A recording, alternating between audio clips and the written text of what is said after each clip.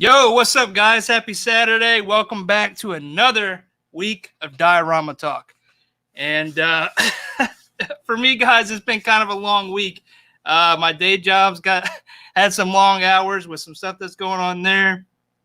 I had a kid go to the ER, our first ER trip with a kid after hours. Man, that was very interesting. I want to thank the enablers for being a support there, because I internalized that stuff to get him to the ER while so not to freak the family out a little bit.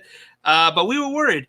And the enablers, those are some good guys. They were there to kind of just listen to me, chat with them for a second. So thank you guys for being there for me. They don't think they knew I was stressing, but I was stressing. But anyway, everything's good. Everybody's healthy, aside from now having runny noses. With both kids, house is still sick. Been a long week. Glad to be back with Diorama Talk with you guys and special guest StarMarvel. I have to thank him a lot, because when I originally set this up, he was one of the first people I reached out to. And to be transparent, I lost him in the messages and never actually scheduled him. So it was very coincidental. He reached out this week, was very worried that he wasn't going to make it into the show at all, but had this week open, was able to fit him in right away. He's someone that I definitely want to talk to, have a strong relationship on Instagram, and just glad this was able to work. So let's get into this, guys. Here's StarMarvel for this week's Diorama Talk. Yo, what's up, dude? What's up, everybody? What's up, Mike? What's up, chat? Man, it's weird. I feel like I should just be in the chat watching. Yeah, man, it's interesting. Going live is very interesting, and it's a good time though, man. It's gonna be a fun time. Oh man, you got to get used to it by now, man. I've never done anything like this for my life. So this is it's like I'm on the Surreal Life. You ever see that? You ever watch that show? Yeah, I said this one was a Surreal Life starring StarMarvel. Wow, yeah. Ooh. This is all about you tonight, bro. That's a trip, man. So what's going on, man? How was your week? Just trying to get through the work week. I've never stopped working. Apparently, I'm essential. So well, everyone needs good. me. Everyone needs me, man. And yeah, go to work, come home. It's been a nice week. Exciting week. Oh yeah, what's exciting? Well, as you mentioned, you're like, I'm not going to get on the show at all. I called to see, I contact you to be like, hey man, sometime later this year, like at the end of summer, or whenever you pick up again, if you need a spot filled, I'm still down. Plus I'll probably have some more projects available to show up. The longer it takes for me to be on, the more projects I'll have to talk about. So I was like, maybe next season. And then the first thing you said was, hey, this Saturday. I said, what? I was like, wow, that escalated quickly. And I was like, and that went from me thinking I'm going to show up sometime in September or something. And it'll be 3 days. Yeah, and then I messed up and put the wrong date. Because Lionheart Dioramas is on next week, but I had your date next to it, and you messed me. I was like, oh, man, I'm messing him all up. And that confused me, too, because last week at the end of the show, you said May 1st, Lionheart Dioramas, and then that's it. So I was like, Surprise. Oh, okay, So because you said that, then I called you to be like, hey, if you need a spot filled for season 2, let me know. So I wanted you on season 1. It's my mess up, and it actually worked out really good. Even if it wouldn't have, would have fit you in, just would have pushed another week, to get you into season 1. Season 1 to me is always going to be very special. I'm definitely calling it season 1 implies that there's going to be more seasons. If it doesn't, then I apologize, but I had to get, everybody that I feel close with in the Diorama community into season 1. You're definitely one of those people, like I said in the intro, reached out to, and, I messed up. I hate's a strong word, isn't it? I dislike how Instagram layers their messages, right? I wish it was a little different, because even like when you mention somebody, it's considered a message. So it's really easy for me to lose message history when you go a week or two and you're you're constantly tagging folks and you're engaged in Instagram. I feel like there's a different way to do that, and maybe one day they'll handle it. But I do apologize. I'm blaming Instagram for my mess up. I always got to blame someone else. I'm gonna kick the can. I'm just learning how to share. Okay, I'm just learning how to share, like the right way. I'm starting to share more because I learned how. I didn't even know what a reel was until I was listening to the Figure Booth with Nate and Josh. I was listening to their, and they mentioned, hey, you know, if you're using reels, you know, Instagram will start spreading your stuff around because you're using all their tools. You're using all their tools. I'm like, what's a reel? So at the same time, I'm seeing Mario throw all these transitions up, and I'm like, man, that's pretty tight. I have no idea how he does that. So I go to research what a reel is, and then I find out, oh, that's how you can do some of those transitions. So I just started doing reels like maybe 2 weeks ago. I have no idea what I'm doing on Instagram. I use Instagram mostly as a personal photo album because no one opens up a real photo album anymore, really. So it's a nice way to leave a comment about the picture and then look back on it years down the road, like a photo album. So to use all the tools, I'm still very not inclined when it comes to all that. So yeah, blame Instagram all you want because I would too. All right, so let's get into it. As usual, you know, let's get into the elevator speech real quick. For those that may not know who you are, I think everybody's here for you anyway. But for those that may see this now or in the future, StarMarvel, what is it that you do, and you want people to know that you do? Elevator pitch, 30 seconds reel, go. Well, first of all, before that 30 seconds starts off, I asked my wife, what is an elevator pitch? What is an elevator pitch? Because what does that even mean? And then she had to Google it. And I'm like, what? I got to figure out what this is. All right. So my name is Eli Vader. Vader like Darth Vader. Coming straight out of Waukegan, Illinois. So I'm 45 minutes from Chicago. I'm 45 minutes from Milwaukee. So as far as the lake goes, it is probably 2 blocks away. I'm 2 blocks away from the lake. What else? Oh, yeah. I've loved action figures since before I was born.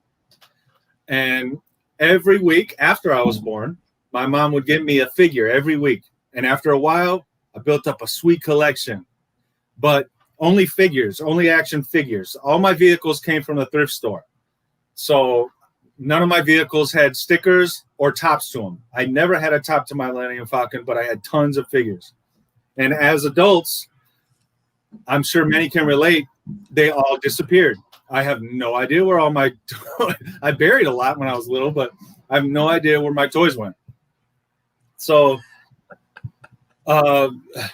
it's an elevator speech, so we've reached the top floor. Wormhole after wormhole, I'm on a diorama show now. There you go. All right, cool. So diorama making statue. We'll get into this.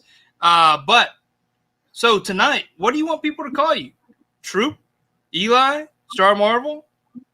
Man, you know what? You could. It doesn't. Troop. Not everybody knows Troop. I mean, as far as I've been promoting the dog I draw. His name's Troop. I gave that name to him. Eli, that's just me personally. I'll always answer that, of course, because that's my name. But everybody pretty much knows me as StarMarvel, so StarMarvel it away. There we go, StarMarvel. There we go, Star. All right, so there's already a question. Do we have rigaways tonight? Yes, we have rigaways. I'll start with mine, and these come from Toy Maestro. Every week, Toy Maestro has provided a toy for you guys to win. Well, somewhat win. I ain't sure I know who's going to win, but a toy will be given away to somebody each diorama night, sponsored by Toy Maestro. So make sure you're following Toy Maestro over on Instagram and make sure you show him some love. So what I have up tonight is going to be Star Wars themed, and it is the Gimli? Why do I want to call him? Yeah, Cole. How do you say his name? Quill? Cole? I can't say it. Quill. It's not. I'll change can't. There we go. You guys know who this is. So I got that up for a giveaway tonight. You want to talk about yours? Yeah. Okay. So you got some pretty special ones. You're blowing me out this week. You're showing off heavy. I'll give away this nice little diorama rooftop entrance prop. Okay. So you can use it as a paperweight. If you're not into toy photography or dioramas, it could be a nice paperweight for your office. So you got a diorama piece you're going to give away. Yes, and it has a light on top. And it also has a light on the inside. And if you need instructions on how to use it, I can always write them out and give them away. You'll get it's a troop dog on the side. My daughter's name. Custom piece. Yeah, it's definitely a custom piece, all glued together. Oh man! So if you guys want to win that, my PayPal's in the chat. Go ahead and send me $20. I'll make sure you win tonight. Just kidding. Just kidding. All right, that's an awesome piece. I love the giveaways, man. I love the spinning wheel. I love watching it each week. So I'd love to be a part of it.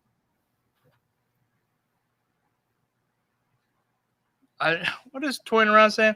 I've never been so excited to not win, to not win anything. Love you, Mike. Guys, it's not rigged. At least I don't think it's rigged. That's awesome, dude. So you're giving away a diorama piece, custom made. Let's throw a little fact on that because we talked about it backstage. You have never sold one of your customs, so that will be the very first custom that anybody outside of. Well, you made one for your mom, right? The book. Yeah, but that's downstairs. She moved in with us, so it's still in the house. But it's her possession though. It's hers, right? Yeah, it's made for her. So aside from that one, this would be the only from my mom. There you go. This would be the only StarMarvel custom. And I asked him backstage if I could have one built. He told me no, guys. So this would be the very first one that's been released. So that's super special. Really special. That's amazing, dude. And glad you could offer that up on the channel tonight. That's excellent. So what we'll do is, for those guys, I posted earlier this week, if you'd comment to opt in on one of my recent builds, you would be entered in the giveaways this week. Well, those names I have a list of. What I did was, instead of, I know I asked to comment and tag a friend, but if you just commented, you're in tonight. So toying around, you're in. 796, you're in. Prime, you didn't comment, so sorry, dude. But we have a list of like 25 people that's going to be entered into these giveaways. And then maybe we'll have something else towards the end of the night. I may have something behind me. Who knows? So let's get started, dude. So that's the giveaways this week, guys. Let's get into shout-outs because I'm seeing a lot of familiar names. We are coming to the end of Diorama Talk Season 1, and there's been some regulars every time, and I want to continue to shout those people out. So Mike, send $40. Oh, nice. Thanks. On the real, though, if you guys can go share this on Instagram, Twitter, what other social medias are they? YouTube, GChat. I don't know if that's still a thing. Share this so we can get some love in here for StarMarvel tonight, and make sure we have a good crowd for those giveaways, even though they won't be entered to win. But we can get them into the show to show some love for StarMarvel. So please, if you can, you got time, go give this a share on Instagram or whatever social media you want to share it on. All right. Enough said, dude. Whoa. Let me get that off the screen. Okay. I see what's happening. Okay. So let's get some shout outs, dude. I know you were saying earlier how you feel this is definitely different from being in the chat. You're on the other sid of the house, but you know most of these people. You were here last week. You were here last week and the week before. I mean, I didn't do any public speaking. I'm just always chatting with everybody. Chatting with everybody. There you go. So you scroll all the way to the top so you don't miss anybody. There you go. I'm gonna let you call him out this week. All right, Chamba with the first comment of the night. 6:45. What was that? That hour and 15 minutes before it even started. Nice. Toying around. What's up, Kevin? I am looking forward to those shirts. Oh, yeah, the Plunderling shirts? No, my custom t-shirts. My custom t-shirts that he's going to bring to me. Oh. To my doorstep. Oh, the 112 tees? Yeah. Bad Force Grump, what's up, boy? Cerebral Deep, Toy Chase, Nico Hodge, Plasty Attica, what's up, man? Down. Laura Mathis, what's up? El Chamba, what's up, my brother? Mario 976, a national treasure. What is up, my friend? Hope everybody got their stands. What is up, Sonny? May 1979 customs. That's got to be when you were born. Mine is 76. Hence, StarMarvel 76. What is up, Cuckoo-san? He's won, right? He's won a giveaway before, right? Oh, yeah, several. Actually, I owe him several. I owe him some troopers. Yeah. They will go out soon. Nice. DMC Studios. The master with the untouchable fingers. What is up, my friend? Jens Hieronymus. Yes. How you doing? Whipstorm. I'm trying. Dewdog. What's up, Dewdog? What's up, my boy? Scarlet Kid. What's up? Kid Bash Customs. You had a great show last week. Yo, Kid Bash. Yeah, that was fun, man. It's good dude. Good dude. Omar Vasquez. What's up, Omar? How you doing this evening? Marcus M. Cerebral Deep. I don't know if I got you, but what's up again? And I'm trying to get to the end, and I think I'm at the end. JC Art G. Hello, my friends. I think I'm current on the chat now. I think. Hey, if I didn't shout you out, post it in the comments, and you'll get 2 names on the wheel. Oh, hey, he's making the rules tonight, guys. So wherever he says goes. Yo, RG, what's going on? All right, guys. So we're going to get into it. We're going to get into StarMarvel. We're going to open him up, expose him tonight. No, I'm just kidding. That's probably terrible wording. We're going to get in and talk about StarMarvel, who he is as an artist, what he does, his passion behind everything. I think it's a little different on the Diorama game. And he's going to get into that. I think it's special. It's meaningful for him. And I think it really resonates with a lot of people in the community. So before we do, I do want to also shout out everybody that shared it this week. And, well, at least shared it recently because it disappears from the stream. So 796 Studios, thank you very much for sharing. Adam Gonzalez, thank you very much. The Mighty Most Jeff, thank you very much. Billy Moon, thank you so much, Billy. Artwood Toys, Touring Around, That Guy Customs, Toy Chase, thank you, sir. Sonny Plays with Toys, Sarah Bella, I mess that one up every time, but you know who you are. Touring Around again, sharing it for the live. Thank you guys very much. There were those throughout the week that also shared it. Just don't have it still there, but thank you all. It's very meaningful to get everybody here to support StarMarvel tonight and, supporting what he does. So, you ready to do this? Shout out to DJ Omega Supreme, I think. He was the first one that shared it, and he had messaged me and said, no one's done it yet, so is it okay if I do it? Absolutely. Actually, he posted before I did, and he's like, I hope I'm not overstepping. And I was like, no, you're not, sir. It's been a busy week, and, it seems like every week I've gotten a little later every time to post, and he's always there. Doesn't matter who it is. He's a huge fan of the art community and what we're doing, and he wants to post it. And this week, he made his very own post for us, and it was an awesome post, dude, because he pulled those pictures from a lot of different places. Yeah, right. He put some work into it. So thank you very much, DJ Omega Supreme, and thank you for calling it out, Star, because I blanked. So yeah, and most of the chat knows what's happening. I mean, if you say you're going to do it, then they're going to show up. I personally don't need to be notified. If you say that you're going to have the show, then, I'll be there. Yeah, but at the same time, you know, the idea is to generate a lot of hype around the art. Yeah, oh yeah, for sure. There you go. I'm not saying don't do it. So, all right, dude. Yeah, we already talked about who you are. I think most of the people know, you know, I think you said it yourself. You are posting on Instagram like it's a photo album for all your work, right? You mentioned earlier, and I'll let you get into this. I'll stop talking, let you talk. But you started your Instagram to grow your nerd room, your toy chamber, whatever you're gonna call it. But let's start there, dude. Let's start with that. Yeah. Okay. So I grew up with no room, you know, basically in apartments. So every time I got a fig, I'm an open figure type of person. So as much as I wanted to keep them in the package, I could never do it. I think I lasted a week one time, but sooner or later it was out the package.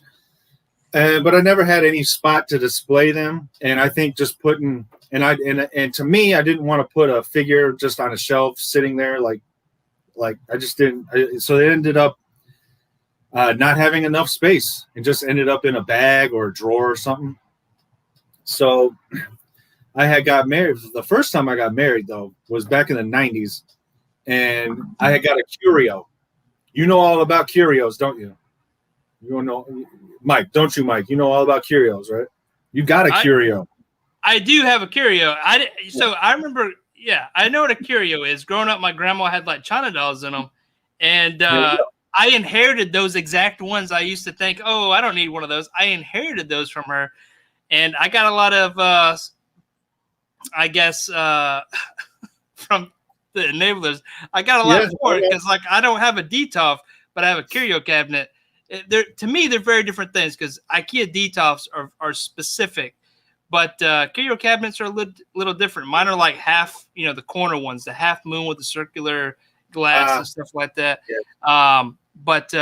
Yeah, I know what a curio cabinet is. Yeah. So the first time, so I got married for the first time, and it was a black curio with, you know, square. It had a lot of glass, and I was like, I would like to display figs in there, but, you know, I wasn't doing that. You know, that wife wasn't having it. That wife wasn't having it. So about a year and a half later, we ended up getting divorced, and I think Sonny was live with Kevin one time. I'm not sure. Don't quote me on that, but he was live with someone, and he told the story about his divorce, and I related so much to that because it's pretty much exactly. It sounded like he was telling my story because he would also make fun of it, right? Like he would almost do a stand-up routine with it, and that's how I was with my divorce. Well, anyways, that was just that's a side note. But I inherited that curio, right? So I inherited that. So out of the divorce, I get the curio. So now, but I moved back into my folks' house, and the first thing I want to do is I want to go to Joann Fabrics, and I want to get a bunch of moss, right? I want to get some moss, go outside and get some sticks. And at the time, this is going to date myself because at the time, Stan Winston Studios just came out with a figure line, right? And I don't know if anybody in the chat remembers or if you remember, Mike, and it was called Realm of the Claw. They were dope figures. It's the first time I ever saw multiple head sculpts come in a package. They were all cat-like figures. There was a big tiger warrior. There was a big panther warrior, a black panther warrior. There were four males and 4 females. 2 were good, 2 were bad, 2 were good, 2 were bad. They were cold, man. If no one remembers, Google that. Google Realm of the Claw, Stan Winston Studios. Yes, DMC knows what I'm talking about. I'm sure he's close to my age. Yes. Heck yeah, those were dope figures, and I wanted to display them, but I didn't want to just put them in the curio and sit there. So of course, I want to make and I didn't know it was called diorama back then. I just wanted to display them in a environment, right?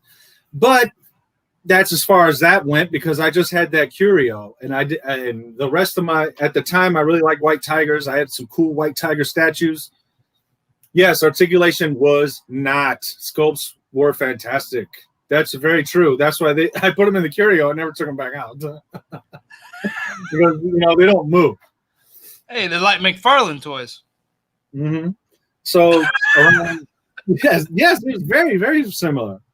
So any toys I had were just in a trunk. I had a friend at the time whose little boy was about 4 or 5 years old, and I was like, you know what? Take everything. So any wrestlers' toys I had, because at the time I even had the Titantron where you put their foot on the Titantron and their theme music comes on. I thought that was cool. So I had that whole thing. I think I was like 23 years old. So I gave that all to my friend's son. So I had no toys. Then around 2002, I got remarried to my wife now. And when we got together, we ended up in a place that was 400 square feet. So I didn't even have a dresser. I couldn't even fit my own dresser, so we shared a dresser. So we definitely had no room for anything. So for years, there was no collecting or anything going on. But then she got pregnant, and then we had a baby, and we had to get more room. Just so happens that there was an extra room in the house that we got. And then my wife kindly gave it to me and said, yes, you can do whatever you want with it. So as soon as she did that, I stripped the room bare and decided to create it from scratch.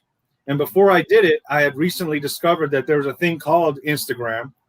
So I was like, I think I could I think I'm going to make this separate from my personal account, because I got a personal account that's definitely all family pictures, which, nobody's interested in but me and my family, just like my own personal photo album, right? So I was like, I don't want to put the whole creation and documentary of building this room on that. So I want to make a separate channel. It's like, what am I going to call it?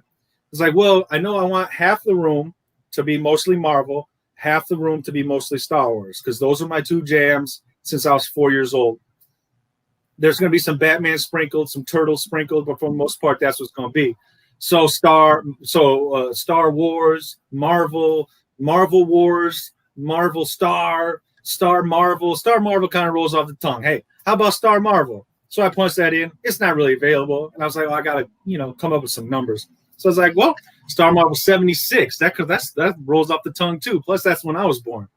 So Star Marvel 76 was accepted, and there it went. And if you look back, my first post is a blank wall with some wallpaper on it. Then it shows me making my own shelves, and then it shows you the same wall with the shelf and painted. So that's where the channel started.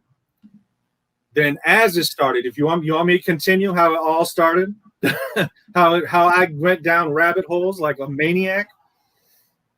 Well, I couldn't. Yeah, I can't spend. My eyes were really big when I got a hold of my own room. I was like, I could do anything. So I was like, I want floating shelves, because I got it all in my brain. Same with my dioramas. Most of it's all in my brain of how I want it to look and how I know the character I want on the right side with this leg up. I want this wall and this window to be here. It's all in my head. So the room was in my head. I want floating shelves. I want reclaimed wood floating shelves. Google it. Found them. They looked amazing. I was like, yes. Went to shopping. Went to the site. $699. Right. I was like, for a shelf? I haven't even started collecting. Reclaim wood, man. And I'm about to spend $700. Oh God! I was like, this. I don't want my dream to not come true. Yeah, that's the first one. That's what it was all going to be about. So the first picture is the wall is the bare room that I was gifted, and then the room with the reclaimed shelf. It's not reclaimed, because I even mentioned it. Reclaimed floating wood shelves cost too much, so I make my own. So that's a 2x4 from Home Depot with some stain. Then I went to the plumbing section, plumbing parts for the floating effect. And those are tutorials that I found all on YouTube, because I was like, there's got to be a way I could do this myself and not spend $700. So that's where the whole idea of doing things yourself came from. You know what I'm saying? And that's where the idea goes, because I was like, okay, now what am I going to put on this shelf? What am I going to surround the room with? What do I want? And I was like, green. Love the green, by the way. Yes, green is my favorite color, but I wanted it to be like a comic shop. I wanted it to be a comic shop / toy collecting shop. Like if you go to your local, big time hole in the wall comic shop, bright colors, comics on the wall, figures. That right there is my favorite comic book cover of all time. I got the comic book of it. I made a diorama of it. My first custom figure that I ever made was dedicated to it. I made it in this scale, 1/12 scale. I made it in. So I don't know where I found it, but it's a stick. It's a sticker. It'll come off and on, and it's about 6 feet tall. It's about 6 feet by 3 feet, 3 or 4 feet, 6 by 3 or 4 feet. And in my mind, I want that up there. That has to be on this wall. It has to be in my room. So that's one of the first things I did after I painted it. Then I started going, now that I know how to make shelves for, I don't know, $20, I think. Now I want, what can I put Are those on? 8-foot shelves? That's a lot of real estate. Yeah, I cut those shelves to however long I cut them to fit the TV surrounded in it. So, there's more shelves than there. There's 2 more shelves under that shelf as of right now. Yeah. So, and then I ripped out the fan because there was an old, grandma fan. Oh, wait. Is that the real comic? Dude, I've been searching for that comic right there. That's so dope. Oh, yeah. Actually, I got that behind me so I could show it really quick. Yeah, so because I knew. Is that second appearance or is that first appearance of Black Suit Spider-Man? That's a big one. In here? In this comic? And the Secret Wars? You're talking about what's in the rack. Yeah, first appearance. Secret Wars. Yeah. That's a grail for me. I haven't been able to pick that one up yet. Got it. As of right now, that's not there anymore. It's actually right behind my monitor that I'm looking at. The shelf. That's my dedicated Batman shelf. I was going to fill that up with Marvel Legends. And that's where my Star Wars and Marvel part of the room meet together. So Marvel stops and Star Wars starts right there in that center. And it's basically the same. That's the same. But my wife got me the Mandalorian Hot Toy Deluxe for our anniversary. So whenever and if ever it gets delivered, I'm taking away the Empire Strikes Back poster, the mini poster there, and I'm putting a display base that makes it spin and light up. And that's going to be the centerpiece of the whole room once it comes. Nice. So this is what started it all. This room, obviously you've had a lot of, you've been dreaming about customizing, but this gave you the space to allow you to do what comes next, right? Which is all the dioramas. I didn't think all this was possible. I didn't know there was so many, subcultures that do it. Oh, scroll back down, because here's another thing that started it. As far as my Star Wars side of the room goes, I have a little skinny strip between a closet and a shelf. And I was like, man, a lightsaber would go perfect right there. So I don't want to go to Target and get one of them plastic kid lightsabers, especially the ones that you just whip and they extend. I don't want to get something you can find at an amusement park. I want to get like a lightsaber. So I started Googling lightsabers, and there's some dope custom lightsabers out there. Exposed crystals, sounds. And I was like, yes, this is what I want. Yes. Went to go find one. I was like, yes, that's what I want. That's the image. Because I'm looking at Google Images this whole time, getting super excited, not knowing how much anything costs. Click on it. It costs like $1,500, $2,000. Some are almost $3,000 for these custom lightsabers. So I was like, oh, no. But it looks so good. So I was like, well, I made my own shelf. Can I make my own lightsaber? Yes. And that took me down the whole rabbit hole of how to make my own lightsaber. So I got that on display right here. Actually, I got it right next to me. I can't see you. There we go. Oh, let me make you big. Hold on. Can I make him big? Hold on. Let me fix this real quick. I can't embiggen you. I'm gonna still toying around words here. Almost. I was big for a second there. Were you? Now you are. Oh, here we go. I figured it out. Boom. All right. So I made this lightsaber. That's PVC pipe. And I got the electronics working. I wanted a window in there. So this looks like this is modeled after. How much did that cost you to make? That's dope.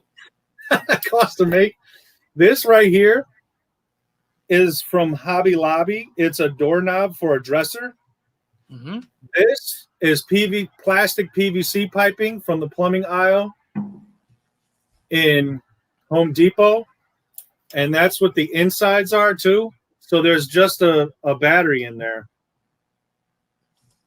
Nice. With a little switch light that lights it up, which there's a custom lightsaber website you can go to and get switches for like real cheap and LEDs. So I hooked up the LED, slid it inside the 1-inch PVC pipe, got the color I wanted. This wrapping is just a leather wrap from a fabric store.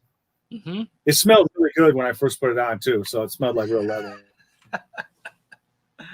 I mean, you could tell it's the first time I did it because I wasn't really familiar with paint, but it still works. And I like the windows. I wanted windows in it because that's cool. And that was actually my thumbnail on YouTube. Not that I have a YouTube channel, but my account had that as the thumbnail. And then I made a second one. Oh, snap. And this is also all PVC pipe. And I etched that with a Dremel on a bigger piece of PVC pipe, which is why it's bigger. And unfortunately, my electronic skills were horrible because I put a sound chip in this one, which there used to be sound. There's a microphone right on the bottom. They used to have sound. This lit up. The button lit up. It don't do it no more. If I want to revisit it, I got to open it up and do some cram foo and fix all the wiring. But it lit up purple. This is one of the coolest lightsabers. I mean, there is a lightsaber that looks like this in Legends, they call them. And I wanted my own, so I made my own. And this wood, because it's supposed to look like wood, right? Mm-hmm. This is stickers that you put on the bottom of a drawer, a decorative sticker to make the bottom of the drawer look like. So I just cut the sticker and wrapped the sticker around. The rest is PVC pipe. I wish it still worked. I have on my Instagram though. It does. I have a video of it working. So if anyone goes, that thing never worked, I got proof that it worked. Dude, so at Disney you can make your own lightsabers, and it's a racket, dude, because you got to schedule, get in, and it's expensive. Those look just as good, or not better, dude, than what I made. Yeah, and it's plastic PVC piping.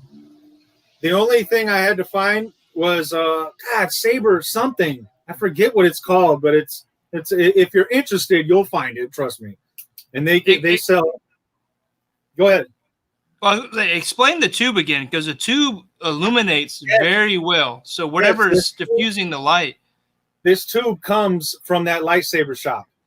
Ah, okay. All right. Yeah, dude, it's perfect. So they have LEDs, whatever color you kind of want. They have different light switches. So basically, it was an LED with a positive and negative hanging off of it. It was a switch with a resistor on it with two things hanging off of it. So I basically just twisted those together when they came in the mail, drilled a hole in the PVC pipe, and put the button up here. And then they also have different types of, because you could battle with these. You could battle with the blade. So they make the blade tough enough, and that's why it's diffused very well. Nice. Yeah, it looks great, dude. I got an unfinished one that's just straight PVC. I should have brought that in here too, but I knew I was going to forget something. It's in the garage. It's just 3 PVC pipes carved into a cool design, but I went down a different rabbit hole right when I was making that and abandoned that immediately. So that's the end of that rabbit hole, but it started with that shelf. if that shelf didn't cost $700, I may not be sitting here talking to you. I tell you. All right. So I want to know. Instagram. Yeah. So now what can I put on the shelf? Because now that I know how to make my own, plus I didn't on the Star Wars side, I don't need reclaimed wood shelves. So the shelving is going to be much cheaper. All I need to do is find a white piece of shelving, just the white wood shelf piece, and then use the same style of plumbing pipes for the floating shelf look, because I didn't want anything sitting on the floor. I wanted everything to be off the floor because it's a small room, and if things are off the floor, it keeps the room looking bigger. If anyone knows what I'm trying to say. So I got the shelves. Now I want to fill them with something cool because I didn't build this room. I didn't start this room to look at shelves. So the first thing I find, oh yeah, that's me making the lightsaber. If you see that, that's a picture of the lightsaber in pieces. On the red table, the one right there, the red table underneath. Yeah. So that's me building it. I'm about to put it all together. So if you see the LED light, the switch, and the battery connector, and it's a 1-inch PVC pipe that all has to fit in. So and I got a set screw. So you put the lightsaber in, drill a hole, and put a retention screw in there so the lightsaber don't fly off. And as long as that LED was underneath those windows, it'll illuminate everything. That's just, I thought I'd give it a shot. And the soldering gun, my soldering skills were atrocious, which is why my other lightsaber don't work anymore. I had no idea what I was doing. So I'm looking for what to put on these shelves. And of course, I go to Google Images and I find all these premium format statues, and they look amazing. I've never seen. I'm like, oh my goodness, this is what I'm talking about. This is what's in my brain to surround myself with in this room. Oh my goodness! And I think one of the first accounts I saw, first YouTubers I saw was, gosh, what is his name? Gem Mint is talking about him. Oh my God, I forget his name. I'm so sorry. I told you I blank. I blank at some point. Something. Oh, I forget his name. But anyways, the stuff he was showing, I was like, I want those. So of course I'm like, boom. I pick out the one I want. I go to see how much it is. $3,500. What? Like, I can't catch a break, man. Of course, I want the biggest and coolest thing that premium format statues could offer, right? Yep. So, dang, I can't do that, man. Can I? And then I started thinking, realistically, I would be able to get like 4 of those. With how big I don't have a hall here. I don't have a whole basement to myself. I have an upstairs little bedroom. I had to tear the walls off of the closet just to have more display room. So right then I knew premium format's not going to work. So maybe I could downsize. Maybe I could downsize. So what about these hot toys? I didn't know about hot toys. I just Googled action figures, right? Mm-hmm. So I'm looking at Google Images of what Hot Toys was putting out, what Sideshow was putting out. And I was like, this is blowing my mind. These look like the real characters. I've never seen them before in my life either. I've never seen Sideshow, never heard of them.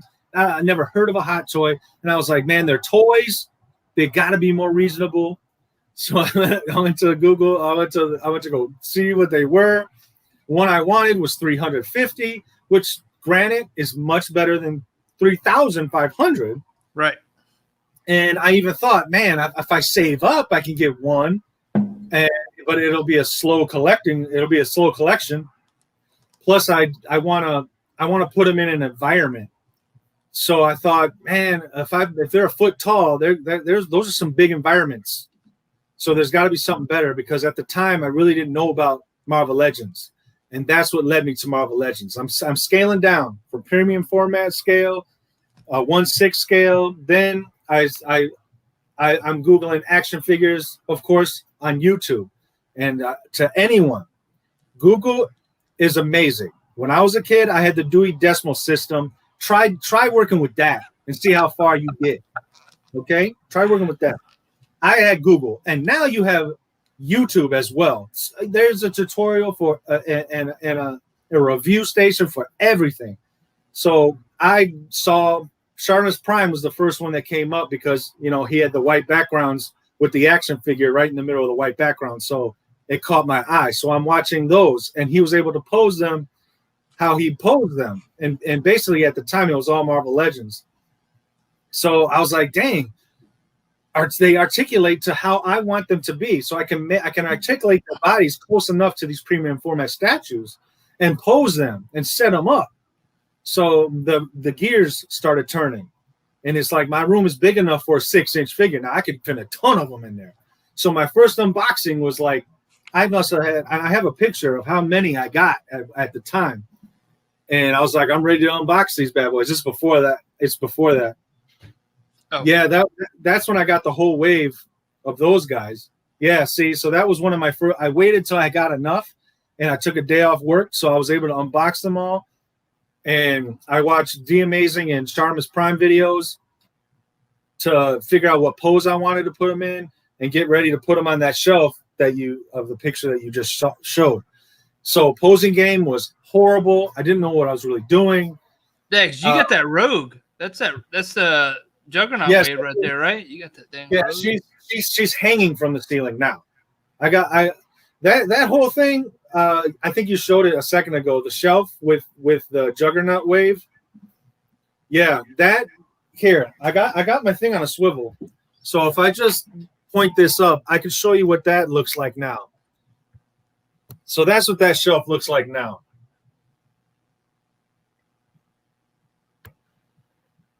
Wow. Dude, I need to get on my display, dude. I don't have anything nicely displayed. That's dope, dude.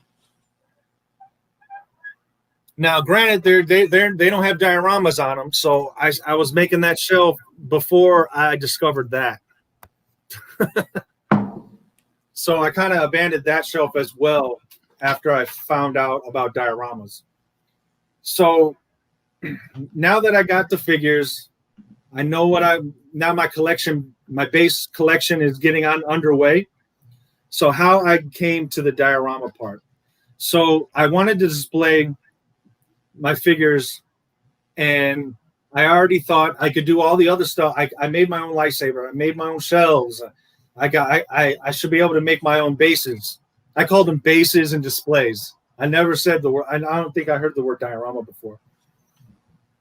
So I was in my mind. I was thinking of some displays for my Star Wars figures. So I started researching that on YouTube, and the first one I came across was Budget Jedi. And I don't know if any diorama makers in the chat have seen Budget Jedi. I don't know. He doesn't post much anymore, but back in the day, about 5 years ago, I think it is now, he had this Hoth display base that he made out of cardboard, spray paint, and a floating tube that you use in the pool. You know, one of them floating, big floating tubes. You just cut that up.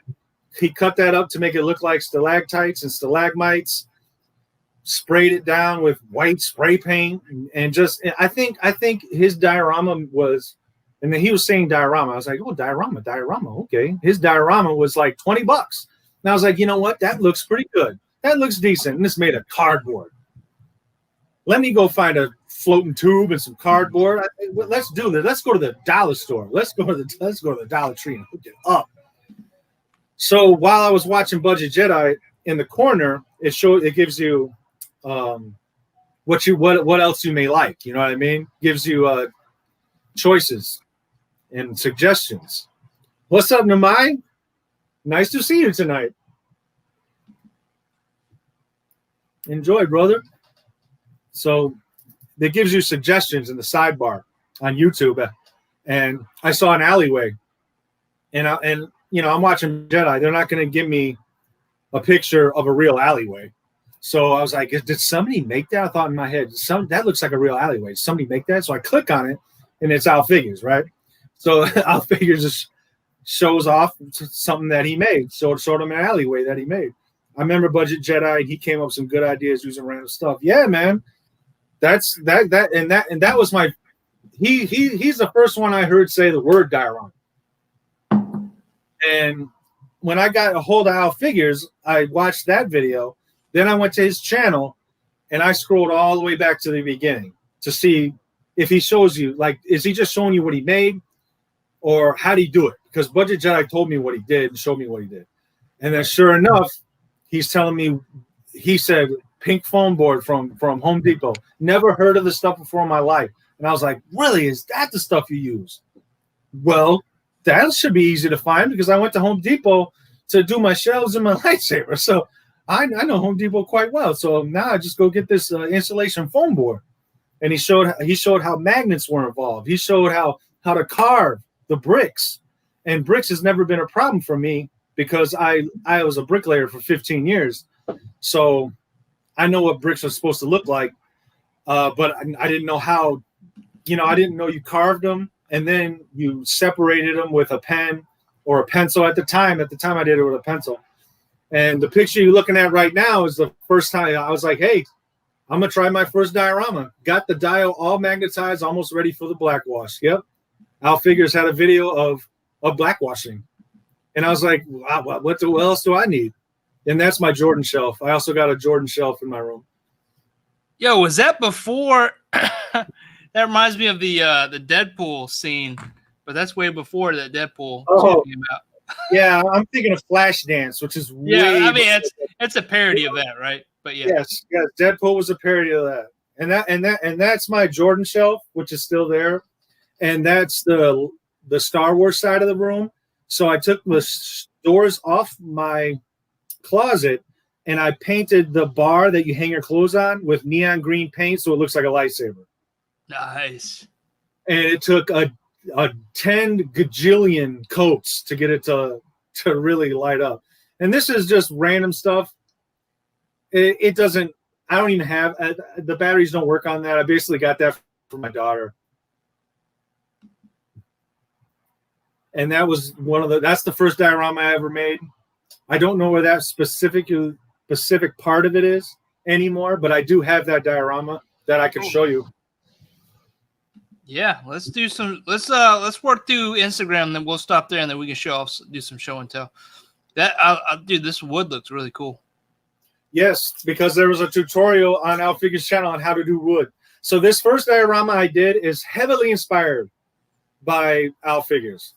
By looking at it, everyone who knows Al Figures knows that, well, he's following word for word exactly what he did at that time. He doesn't do wood like that no more, but at the time he did. And I don't do wood like that anymore either.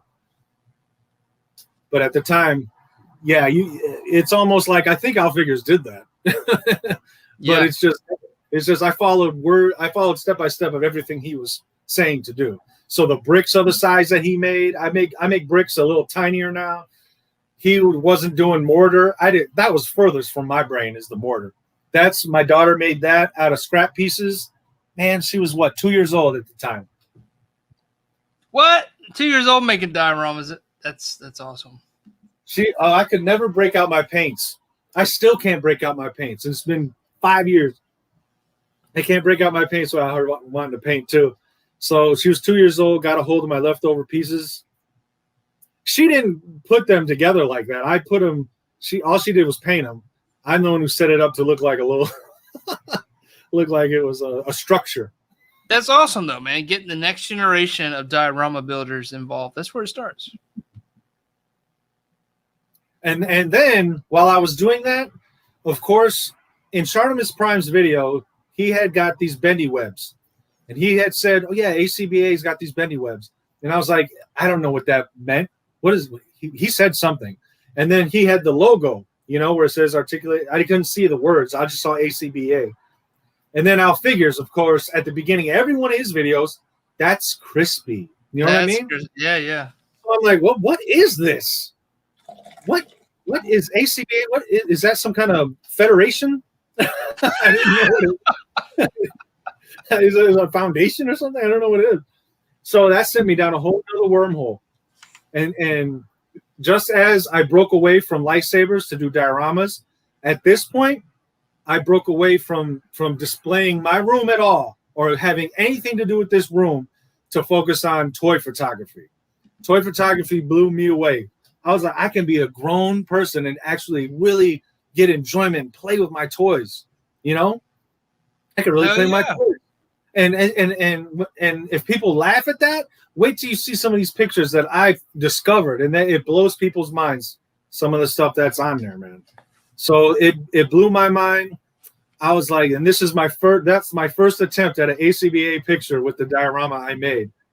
It's look how wonderful ACBA that is, with busted up shadows in the back. Oh man, it's horrible. And to be honest, my photography has never improved because I don't like to do it. I wish I liked to do it. I love to see people. I love to see what they have done, but I don't like to do it. It is a pain. It is. They call it a grind for a reason. And I tried to get good. I tried to be patient and just grind it through and grind it through. Sometimes my whole room would be full of accessories and effects and lights everywhere. It was like a war zone movie studio, war zone. Trying to get this one photo out, taking 120 pictures of the same picture, trying to get it right. Fighting with that DSLR camera because I'll finally, in the viewer, it looks great. I'm like, yes, I take the picture. The picture looks like it's done at nighttime. I can't even see anything. And I was like, what happened? It's not showing me what I'm seeing in the viewer. Oh my God. And even with my latest one, with the latest one I tried to do with Venom, the lights were on. The lights, I turned all the lights off in the room. It was pitch black, and I took one singular light. Well, thank you. That was last year. I did that one last year. But ACBA took me away from making my room, right? So the next diorama I did was huge. It was big because I wanted to make it to do toy photography. Where's that one at? Yeah, see it lighted up. It lighted up. You see it? It lighted up purple. Dude. And that's a sexy lightsaber too. What was the next one that we're talking about here? Well, this is me trying to do toy photography with the first diorama that I built. Ah, okay. These are all toy, and that's me doing behind the scenes. What was they called? That was my, what do you call it? Breakfast Club. I was trying to emulate the Breakfast Club picture. Oh, look, that was the first time using well, I guess you could say that's my second diorama, but it's just a display base off of scraps. Mm-hmm. I just made that from scraps. I guess you can say that's my second one. Man, doing scrap builds early on. Okay. And that was my first. Are these the NECA turtles? Yes, they're bootleg. Dude. Oh, I was about to say, these are hard to find. Hey, the bootleg ones are great. I've never had an issue with them. Pose them just fine. I got them right up there on their turtle shelf. And that's the diorama. I reached out to Al Figures and got a diorama from him. So because pretty much I binge watched all his shows. My whole first diorama was based on what he gave. So I was like, I think I can get me one from him. So I reached out to him and he made me that one.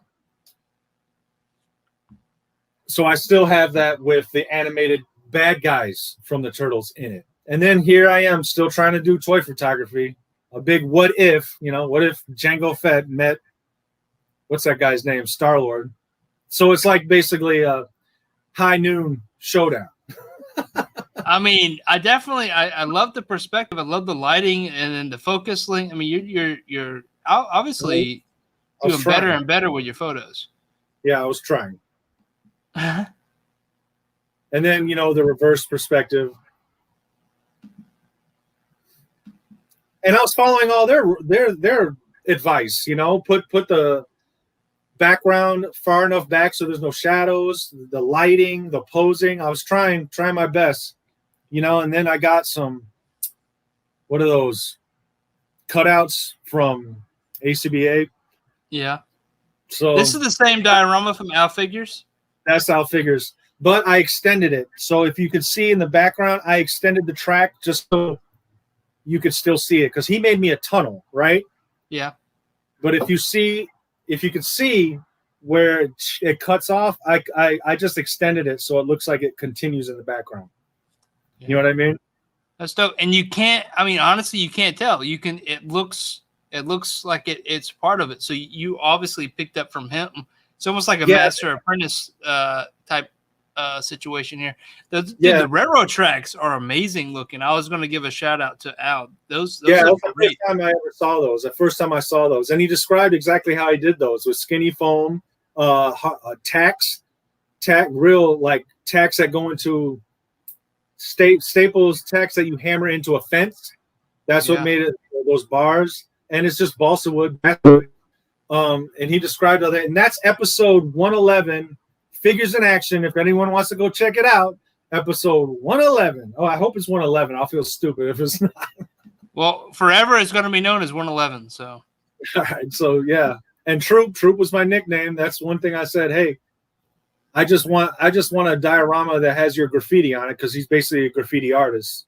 Yeah. So as long as the diorama has graffiti on it, you can do what you got to do. That's more toy photography. And that's, me showing how I'm trying to do it. That one was pretty good because McFarlane, first of all, is the greatest Spider-Man comic book artist I've ever seen in my life. I can't even believe they were. I won't argue with that. They were $1 at the store, and I felt like I had gold. I had gold on me. So I almost have every Spider-Man McFarlane. Right, Spider-Man in particular. So that was one of Marvel Tales. That was a Marvel Tales cover that McFarlane did.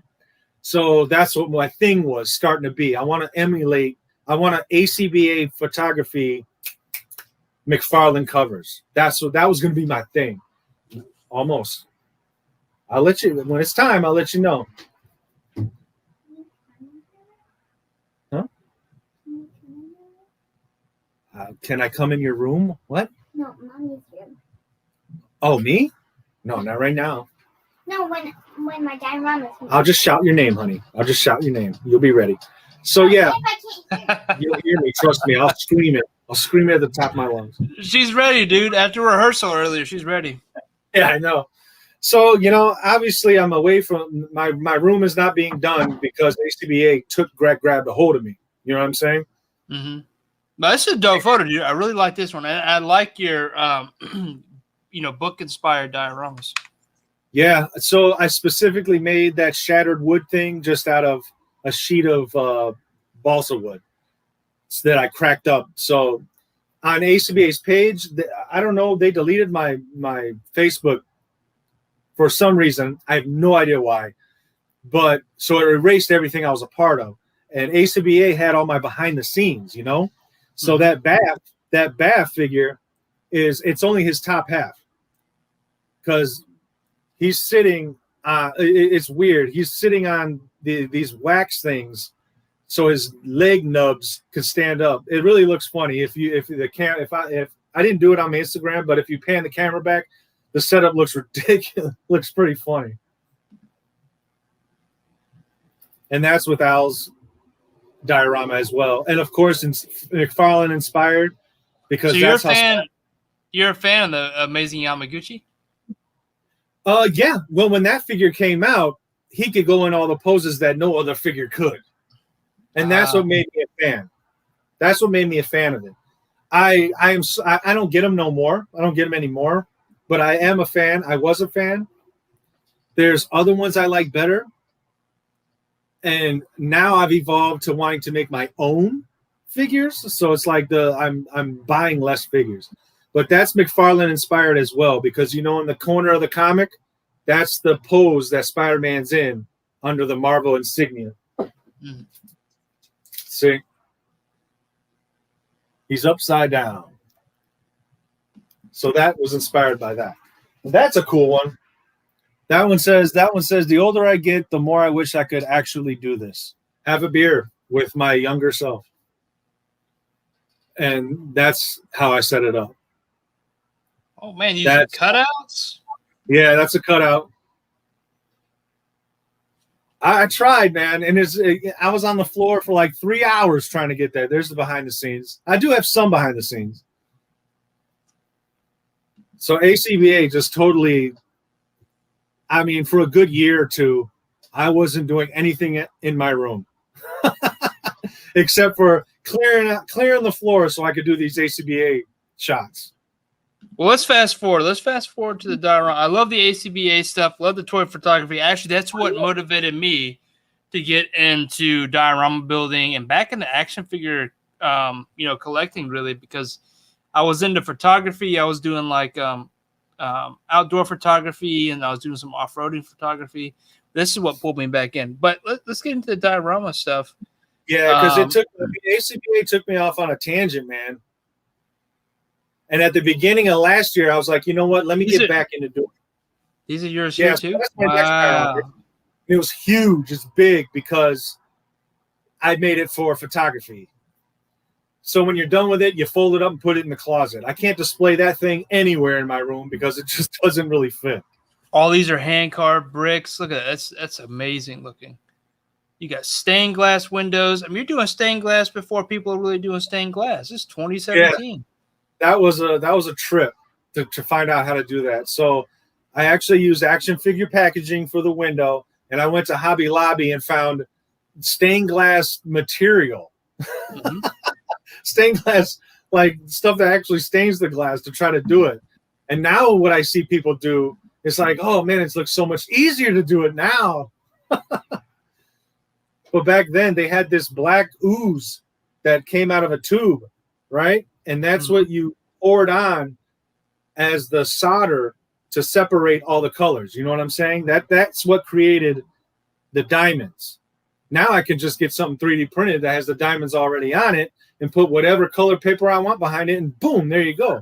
But back then, it was I had to do a lot of research on that. So after I made that, I made it to do diorama. I mean, to do toy photography. So I'm still doing toy photography. You keep going because I'm still doing it. These are dope, though. These are dope. Yeah, that was a white hot. That was pretty easy. I did that in the daytime. As long as you get the camera, once that camera hits that magic spot, it works. The background goes as white as you want it. I mean, it kind of works. So all of them are on flight stands. All of them. If the camera panned out, they're all on flight stands. And I just got it high enough to not see. Even Donatello's on a flight stand. Is this before the Batman and Ninja Turtle movie? The cartoon? Yeah. Wait. Because I got the comic. Losing your audio a little bit. I'm sorry. When you get pretty big, I see no chat. But now I see it. Oh. Wow. Oh. And thank you everybody for the stuff you guys are saying. Don't worry, yeah. I'm gonna watch this back, and I'll be able to see what everybody's saying. So it's okay. Then, okay, here we go. Here we go. I got a hold of a DTOF. All the research of ACBA, seeing Shartimus Prime with a DTOF, seeing Outfigures with a DTOF, seeing Boog with a DTOF, seeing them all say the word DTOF. I finally was like, okay, and I think it was Outfigures, finally said a DTOF is a glass cabinet from, and then there goes my mind. Come on, everyone, tell me what it is. IKEA? IKEA, there you go. There you go, IKEA. And I was like, boom, let's do it. They're expensive, dude. If you have them shipped, they're expensive as hell. So I got a hold of one. I wish I can get more than one, but I can only fit one in my room. Finally got it. So here I am, finally going to start making my dioramas made to fit inside the IKEA DTOF. So the first one that came up was I wanted to make an arcade that I grew up with. The arcade that I grew up going to at the mall that was in town was Aladdin's Castle. And I wanted to recreate the feeling I had when I went into that arcade. So I could only go off memory and one picture I found on the internet of the arcade that I went to. So I went off memory and one photo, and I came up with that.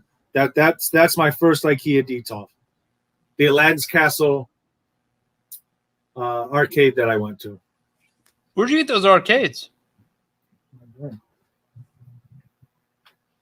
And that's, mind you, Josh was not doing that at the time. I don't believe so. He could tell me if I'm wrong. What date? You see the date? on that picture. 2018. Yeah, I don't think he was doing it at the time, but there was this guy called Bonsai Masters, I think, on eBay. So I got most of the cabinets from him. He doesn't do it, he's not on there anymore. And he definitely it was a while ago. He had the nicest ones that I could find that had the pins and the little balls for the controls, so the controls weren't too big. Right. Because at the time, some people were making them that were a little too big looking, but I like the way he did it. That's the only picture of the real place I could find. The lighting on top was not as hard as I thought it was going to be. That was my first time using electronics. That was my first time lighting up a diorama. I used a battery pack, though, and putting the diorama in the DTOF. There's no way I'm replacing that battery all the time. So I nixed that whole idea, and now there's just a permanent light fixture shining down on top in my DTOF, which changes colors. So it does what I want it to do. It fulfills its purpose. So and it was a success. It looked like I wanted it to. The stucco came out looking like I wanted it to. All because, hey, I need to do stucco. So let me YouTube diorama stucco diorama. How do you do miniature diorama, miniature this, miniature that? And I pull everybody's ways of doing it together to do it my own. And that's how I started getting back into my room and making displays for my room.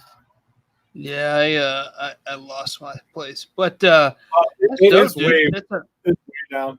But I started making, and my first, because we haven't gotten to the action figure customizing. We haven't gotten to that yet. Right. And why I started doing that. Let's do this. We're about an hour and 15 minutes in. Let's do a giveaway. Yes, we're running late. We're running late. We got plenty of time. Dude, look at these dioramas, dude. Okay, yeah, let's do a giveaway. I'll throw out the let me stop sharing this real quick. I'll throw out the Mandalorian figure, not Mandalorian, but the Mandalorian show figure for Quill here. Okay, I'm just gonna plug my phone in real quick. Yeah, no worries. So you guys get ready for this. Again, this is for those that commented on the post earlier this week. So there's going to be a list of folks. We're going to do a spinny wheel. Last person standing. I think I commented on it, but I didn't share because I thought you had to share it too. So if my name's on there, take it off. I am not going to be accused of being part of any tomfoolery. No, that's just me, man. I'll take all the responsibility. I'll give it to somebody. No problem. Yeah, I took your name out. It's warm. It was warm today, man. It got up to 80 degrees. Oh wow. Yeah, it was warm here, and then I got the pool out for the kids, little blow-up pool, and it got cold. It got down to like 70, 72 here, and I was like, oh, that's too cold to be in the pool. All right, so let's do this. I'm gonna set up the spinny wheel. I think we have about 20 names. Al Figures is actually in here. Well, he wants that Quill figure, man. I don't even think I advertised what it was. So I know, I'm just funny guy.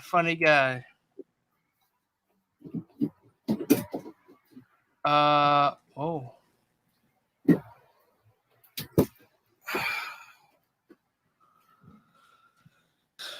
All right. So let me paste some names in here. Yeah, man, I don't see no chat. You don't see the chat at all? No, not in that view. And my phone was dying, and I was watching YouTube on my phone. Wait, you're on your laptop, right? Yeah.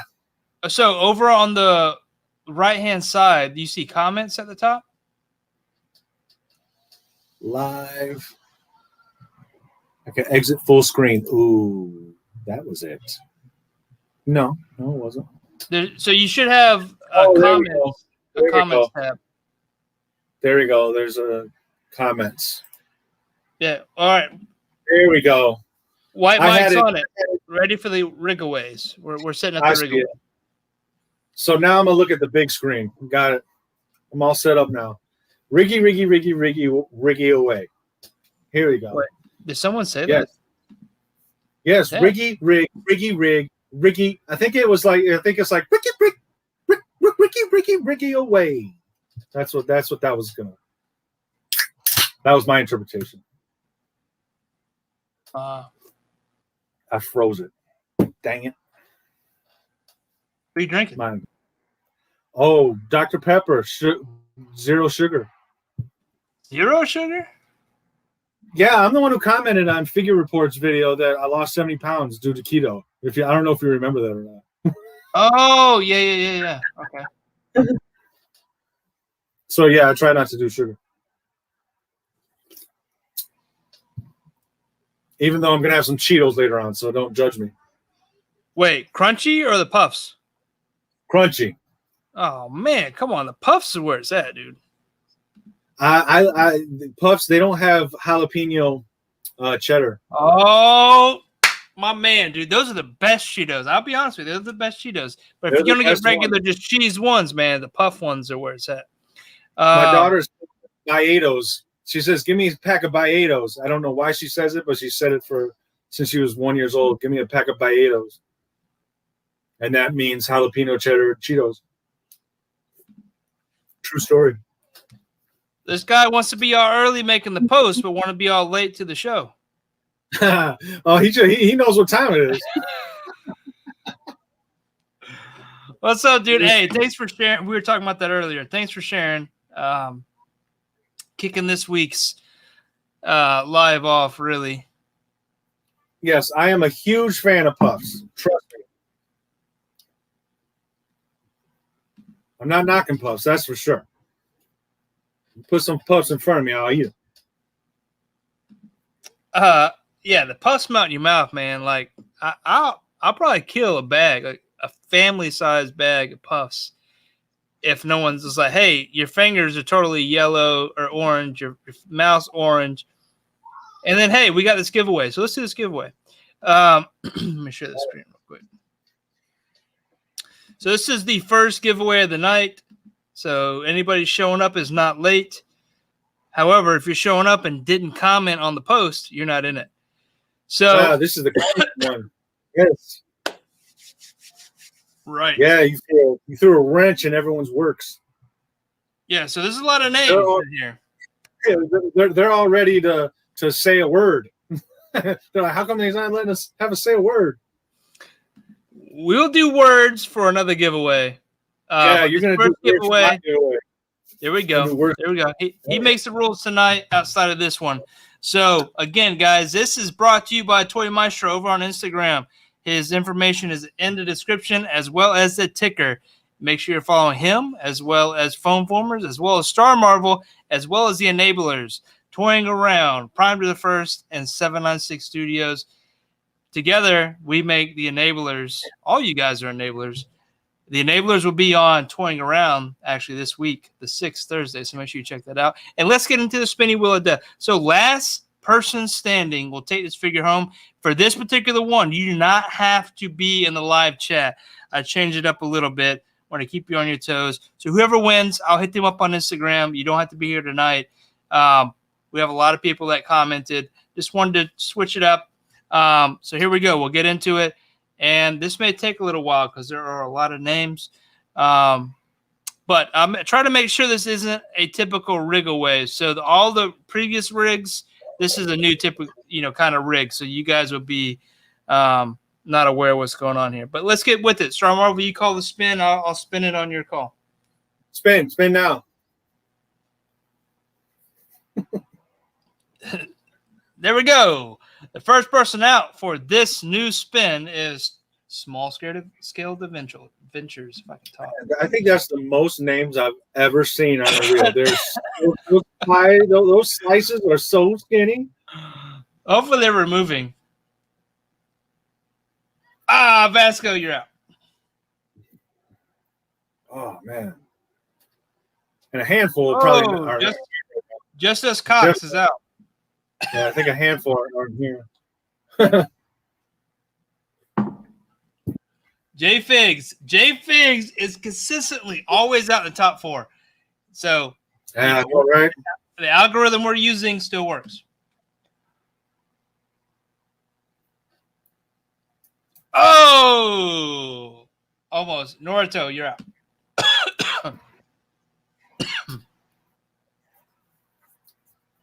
Toy Antics Deuce. Antics Deuce, you're out. Okay, after this giveaway, I'll have my daughter show her little diorama real quick. Sweet. You guys hear that? This is probably going to be the youngest diorama builder on the show to date. So you guys share it, like it. Let's get this out here, man. This is next generation diorama artist coming in. Hey, she was featured on This Week in Dioramas. Oh wow! Yeah, it was a different diorama she made. Yeah, she made a different diorama. I shared it to him on the side because I didn't know if he wanted.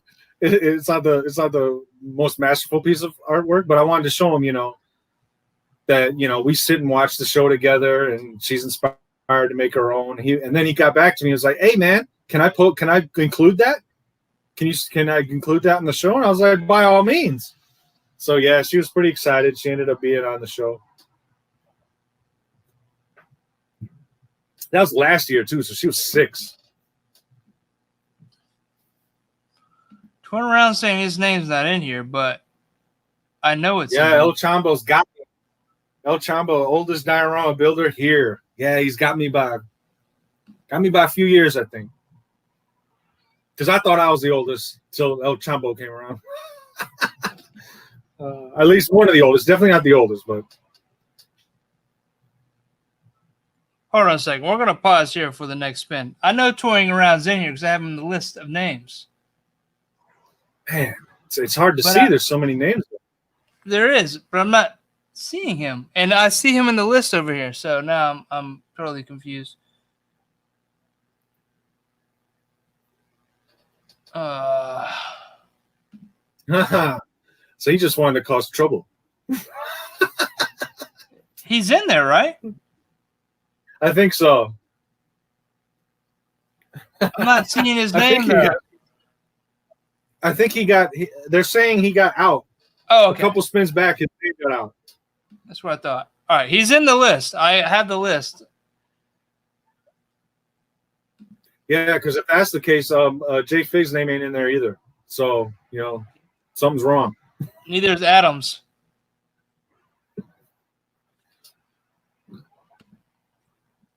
It's okay. Sooner or later, nobody's name is going to be there except one. So it's okay. Yeah, it's a lot of names, guys. I'm trying to get through it quick so we're not here all night spinning. Oh, Nathan's Toys is out. Nathan's always hooking me up when he can. Thanks, Nate. Yeah, I tell you, when you win this one. Usually you got what? Not too many. I mean, what? You would have to do like 15. You'd have to do what Jay Hernandez did and just, first one. If your stuff got to be 200 names, 300 names, 400 names. Could you imagine having 400 names on this spinning wheel? I want to see that, man. I want for you guys. And doing last man standing. That's what I'm saying. And doing last man standing. Oh, there's no other way. Oh, Shardamus is out. There's no other way to do it, man. Right? And it is more fun. When they announce, hey, first one wins, I'm like, oh, man. Oh, this is going to be over way too fast.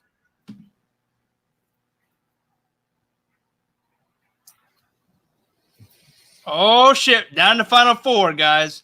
Made 1978 Customs. Artwood Toys. I can't read the other 2 names. But final 4. Scarlet Kid and Infinity Posability. Oh. Final 2. Artwood Toys. I always want to say wood. I don't know why. Artwood Toys and made in 1979. Here we go. Final spin on this win. Or this giveaway. Ooh, Artwood. Sorry, dude. 1979 takes it for the Star Wars action figure, Black Series figure. Hit me up, dude. Hit me up with your shipping information. I'll get that to you at no charge. Congratulations, nice Artwood Toys. No. 1979. 1979 Customs is the winner. Oh, delayed reaction. That's cool. I got him by 3 years. I'm older. All right. Yeah, nice win. All right. Congratulations, made 1979 Customs. Art and wood. Art and wood. Art has wood. Art wood toys. I don't know. All right. So he's a good dude. There we go. No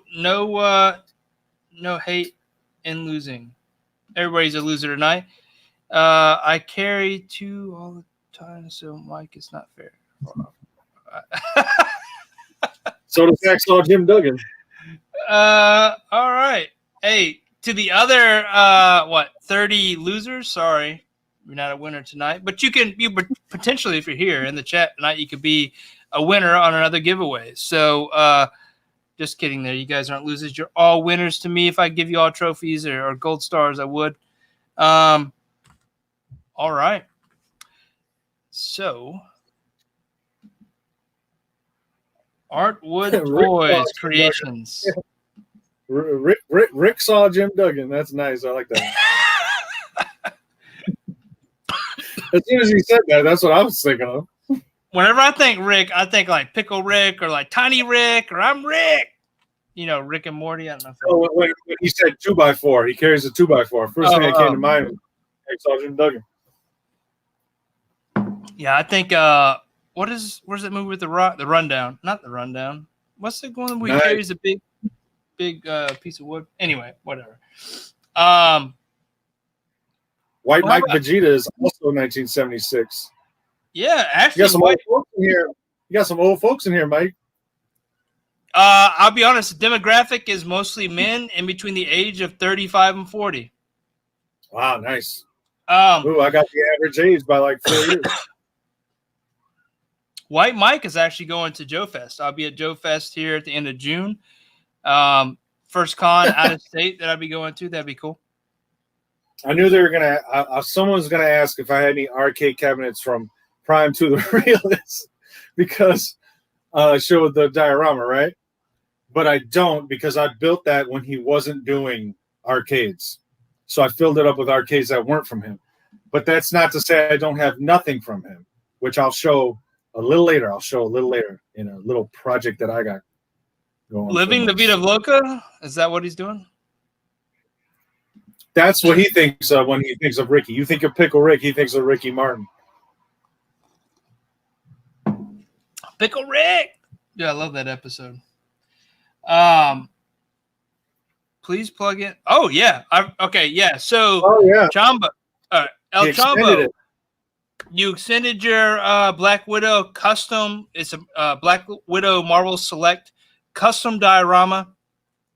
El Chambo's extended that giveaway another 2 weeks.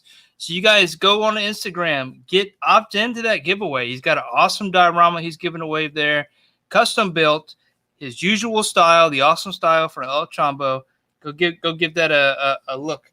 And El Chambo, I'll try to if you send me some information, I'll put that into the description so that if anybody comes back to view, they can catch that. Dark Clueless, what's going on, dude? He said, "Sub Darth." They used to call me Darth. Vader. Yeah, right. Hey, the first time I bought anything from Longshore Spike, he sent a note with the package and said, "Coolest name I've sent to yet." I remember when I sent that Spidey, I didn't know if he gave me a real name or a fake name because it was StarMarvel, and then I sent it to Vader, and I was like, he can give me his real name if he wants. Like, I'm not a creep. Yeah. Maybe I am, but yeah. Yeah. That was well over a year ago. So yeah, he sent quite a few packages since then. Yeah. You won. Did you win the movie Venom? Yeah. You won a figure during one of the giveaways, right?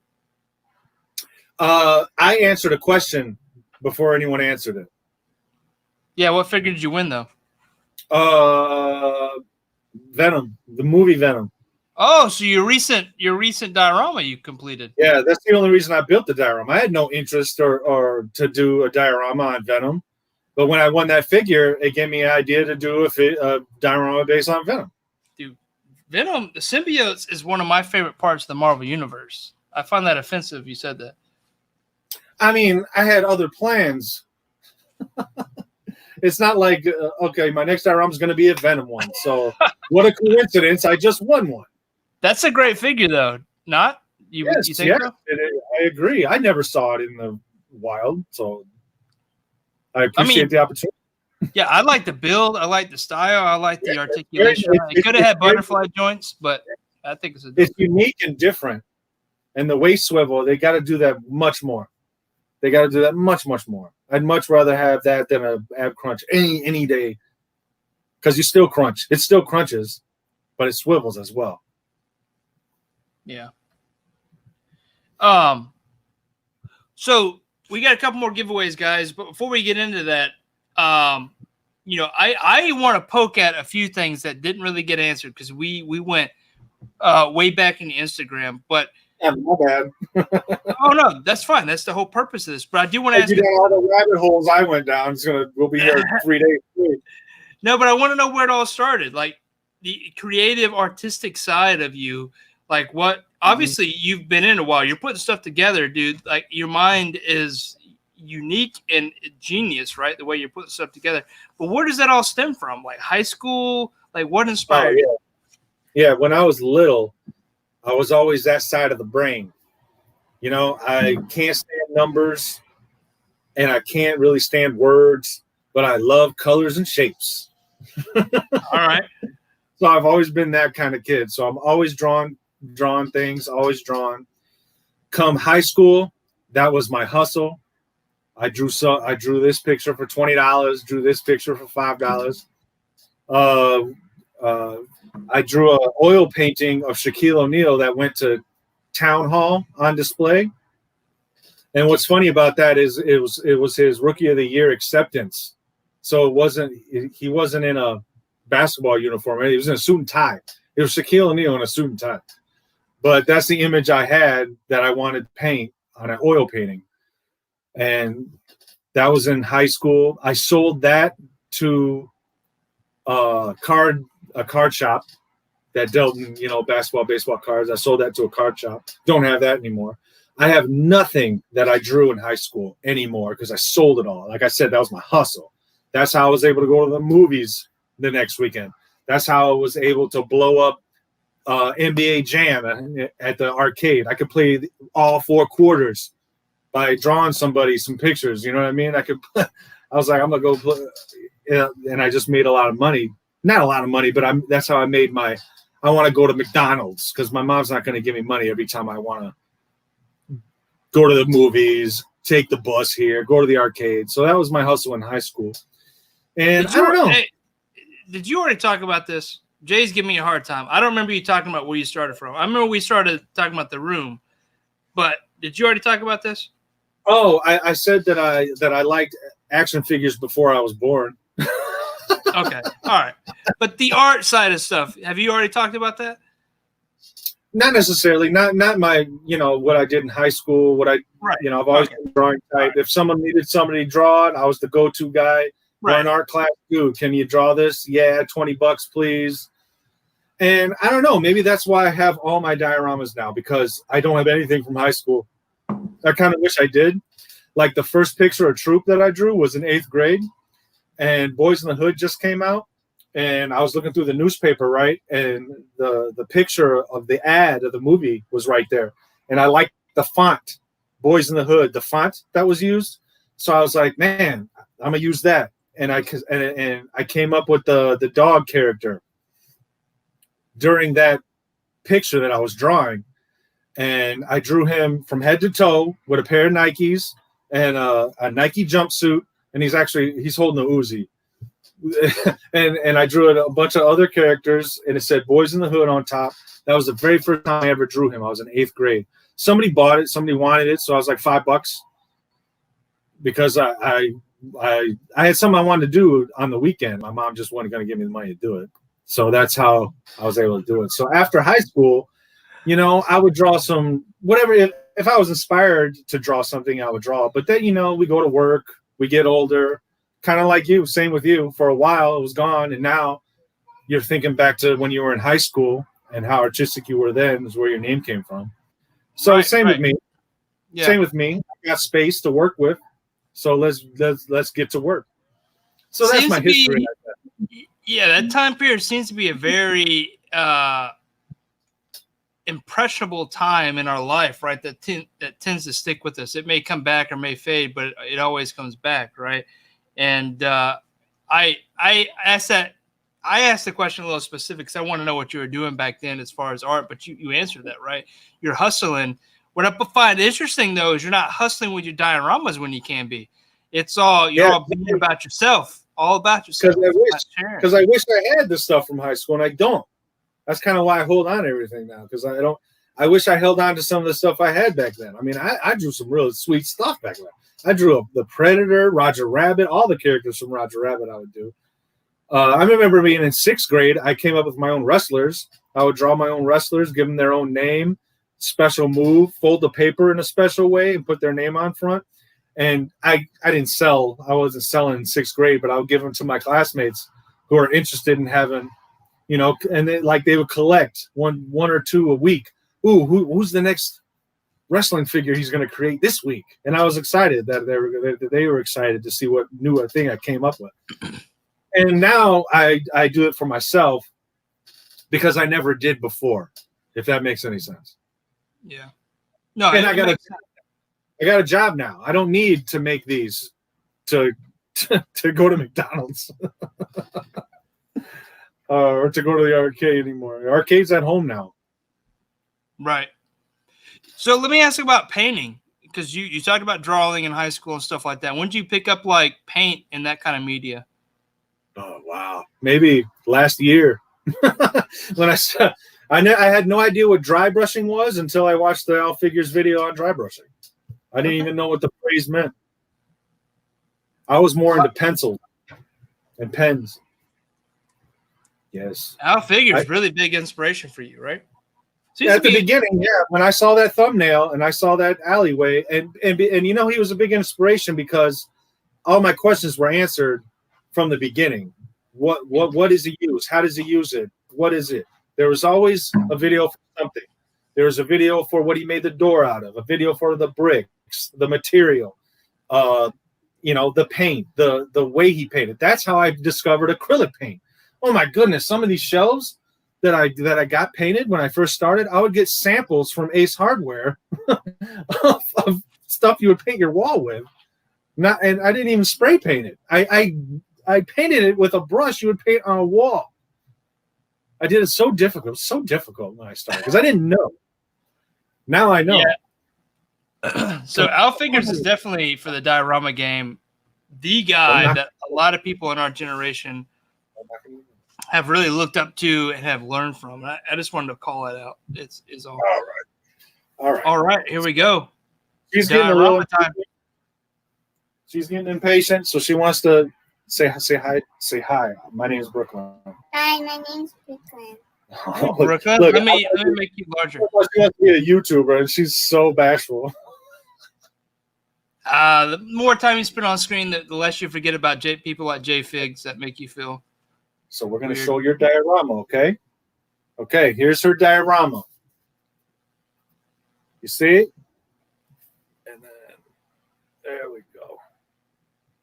So she's got some flock grass here, some different grass there. It's not finished. It's not finished, she says. So don't judge her. Work in progress. All right. Yeah, and she painted the center blue because it's like a river. She actually glued those sticks down. And then she's got a tree there, and it's not finished. I told her about the edges, but she likes the color pink. But I said you might want. My favorite color is pink. Yeah, favorite color is pink, so she wanted to keep that pink. Yeah, don't let anybody tell you what you want to do. If you want to do it that way, that's how you make it, right? If you want it pink, it can be pink. And the other diorama that was actually featured on the show was in the garage. So, but if you want to look back on, if you watch This Week in Dioramas, look back on one of the episodes. It's on there. Okay. Here, look. If you look here, everybody's showing you a lot of love for your work in project or your work in progress diorama. Look at that. Hand claps. Oh, you're getting a lot of love, baby. You got some praise. Great job. Great work. Great work. Oh. And these are diorama makers themselves. You should be very proud of the work you're doing. Yes. Keep doing it. Say thank you, everyone. Thank you, everyone. Oh, you're welcome. Want to see more work? I want to see that one done and the next piece. Yeah. Well, yeah, she's got me working on, she wants to make a cake top. So I cut out a piece of, foam, and then I took hot glue because it's hot. I didn't want her to do it. So I poured hot glue so it's oozing over the side because she saw the Venom statue, right? She was like, I want to make me a cake like that. So, and man, my wrist was destroyed after trying to squeeze. Oh, that's a lot of hot glue to squeeze out. So she's going to paint that up. So that's her next one. So she wants to paint it up. Awesome. As a little display base for what figures did you want to display on those? Ice cream and lollipops. Yeah, it's like the brands. You know how they have brands? Yeah, those balls where the mini brands? Yeah, mini brand. I love those. Not the toy one, but the food one she wants to put on top of those. But what if I get food? I want candy. Oh, she wants candy. So she wants real food too. She doesn't just want food props. She wants real food. No, I want food pops. I want them to be lollipops and candy and ice cream. Okay. Oh, okay. Yeah, I actually picked up some of those mini brands today. They have the orange ones. They have the toys inside them, but they don't come with as many in the ball. I was kind of disappointed. But I like mini brands. I feel you. I have not seen a lot of mini brand dioramas, so you're onto something. Stay here. You're going a little bit, okay? All right. So now that part's over, where were you? Where were we? Oh, Andy said she needs her own show. She's wanting to do it. Talk about it. She doesn't know what's involved in being a YouTuber, that's for sure. Editing it? Did you say editing it? Oh my goodness. All right. Yeah, so that's a cool diorama. And how long have you been working on that one? You talking to her? Yeah. How long have you been working on that? for 3,000 years. For 3,000 years. That's a long time.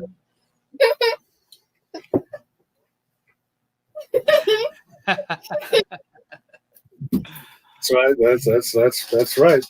I expect no other. 3,000, probably another 2,000 to go. I'm a warrior. Here we go. A warrior. He's a warrior. That's what you said? I'm a warrior. All right. My friend taught me to be a warrior. I have a warrior stick. Okay. Warrior dioramas. There you go. Now you got a channel. He just gave you the name of your own channel, Warrior Dioramas. Okay. I'm going to go plug the fan back in. It's getting hot. I'm going to go get something squishier. It can't, dude. It's like 101 in my my shop right now. It can't be any hotter. Oh. Yeah, you had mentioned it was hot a couple weeks ago, but here it was cold. So it was like 52 degrees a couple days ago. Now it's 80. Yeah, I should open up the shop door. Right. Packaging is also doing mini foods. They are gross pun names, but for a distance. Oh, they're more, I guess, 1/12 scale. Because the food ones, I think, are more like 1/10 or 1 maybe 8 scale. I don't know, whatever Barbie is. Mike, man up. What's he talking about? Oh, you talking about the heat? Oh, come on, Jay. Stop it. Stay there. Sit down. It's not your show. 101 is totally like blown up. That's not even really true. It's like 92. It's not really 101. All right. So, dude, that's awesome. That's the next generation diorama builders right there. And that's awesome. You getting her involved. She's at an age, right, that she can start working those things. That's awesome that you're doing that. Yeah, it's cool. And the mini brands idea is really cool too, because you don't see mini brand dioramas. Did she come up with that, or did you help inspire that? She came up with that. Oh, dude! She came up with it all. I mean, all I did was work the hot gun because I didn't want her doing it. Well, that's cool, man. That's unique ideas that you're not seeing. So that's cool. I'd like to see how that diorama comes out. Cool. Are you originally from Florida? You know what is hot. I'm not from Florida. Cool. So I want to get into a segment. We are both a part of the Tiny Art Experiment, TAE, that Oilers Workshop has kicked off. Right now, the project is a 1/18th scale Star Wars themed Tatooine environment, specifically probably built around, I think, the Razor Crest that's coming out from HasLab. And I know we were a part of the original crew to kick it off. There's a whole slew of people now from across the globe, from all different, experience levels. It's a really cool project going on. And, we both have a piece of that diorama. So I think we wanted to share it off. You've already been sharing your Instagram. I've kind of shared off a few of my pieces. But wanted to talk about that a little bit since we're kind of working on the same project. That was really cool. And it kind of fits what we're doing. So I don't know. Let's talk about it. I'm gonna switch to a different cam. Ooh, the slow slide. Look at that, the slow slide. Let me make that a little quicker, guys. Look at that professional. There we go. Oh, that's ugly. Nice. There we go. We'll do the mix. All right. So switch to another camera. So I'm doing doors. I elected to do 1/18th scale doors for mine. And you're doing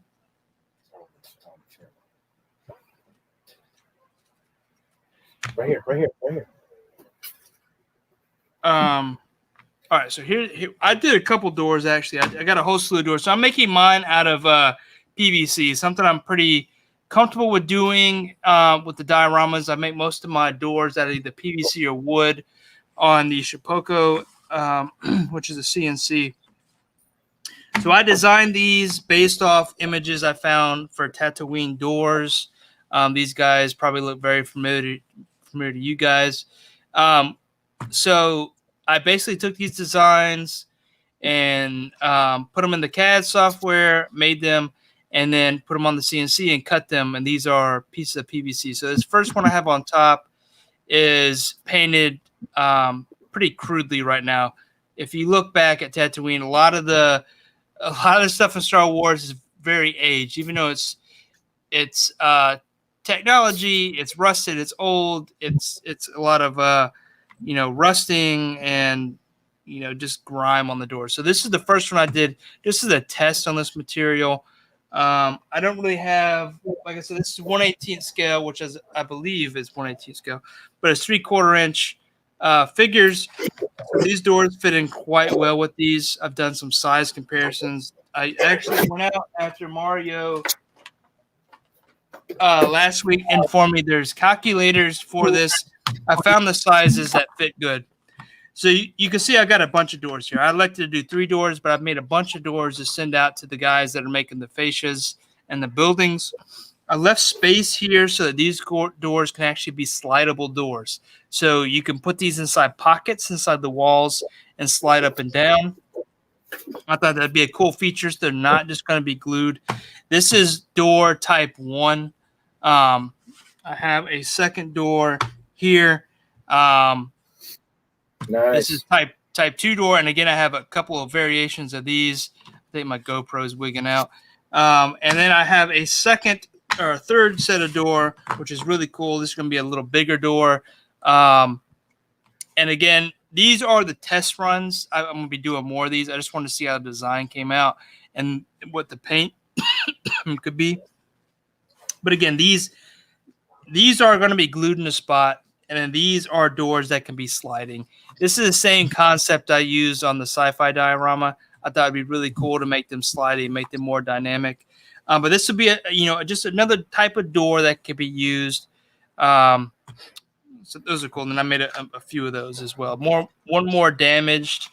But again, with Tatooine, a lot of stuff's old. It's in a desert planet. It's old. It's beat up. It's sand battered. Wind battered. So that's my contribution to. I like the paint job on those doors. Yeah, dude, and that's super easy. It's spray paint. It's smearing. A lot of that's inspired by how Oilers does a lot of his props. So learning from him, obviously an awesome diorama builder.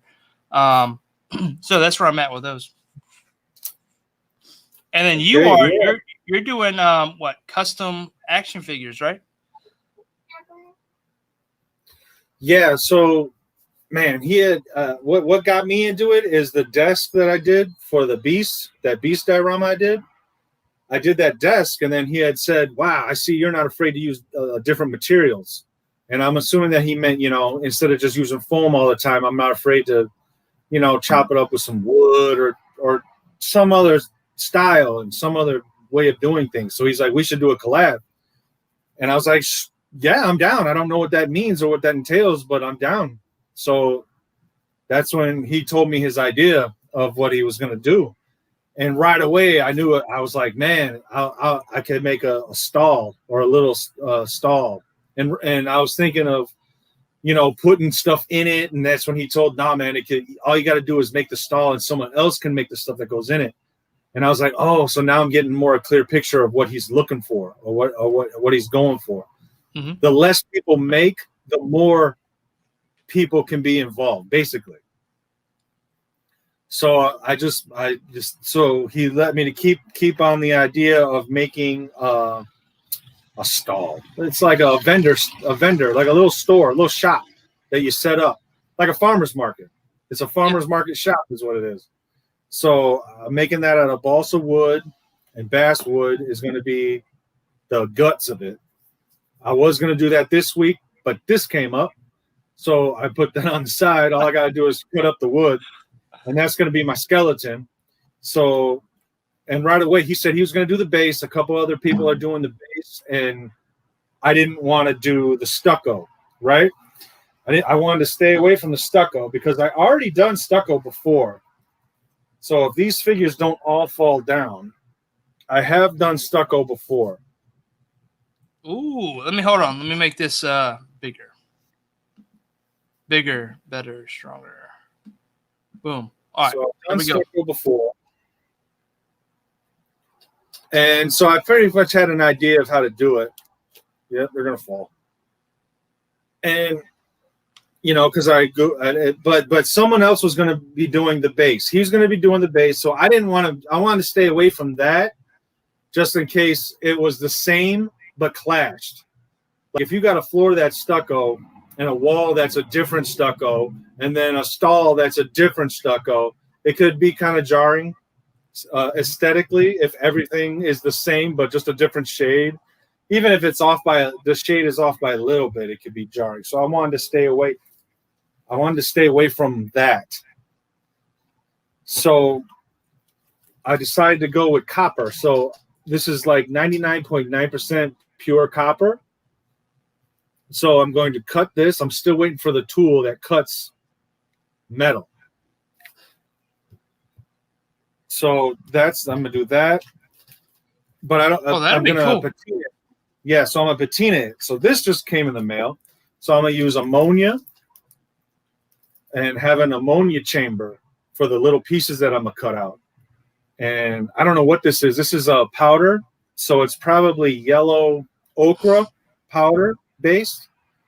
And I'm going to squirt that in there with the ammonia, leave it overnight, and hopefully there's some yellows and some blues and some greens that the copper turns into. Oh, that's dope. And that's what the stall is going to be. Yeah, that's what the stall is going to be made out of.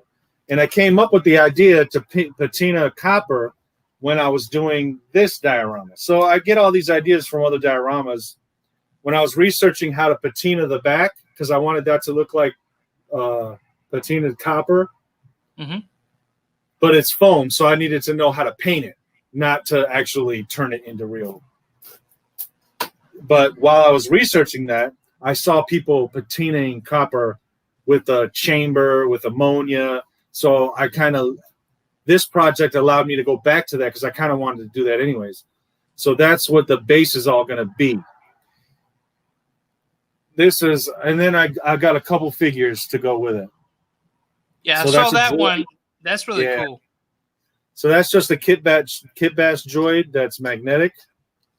So he could turn this way or that way. He could actually go all the way around because he's magnetic. And he actually really rolls around.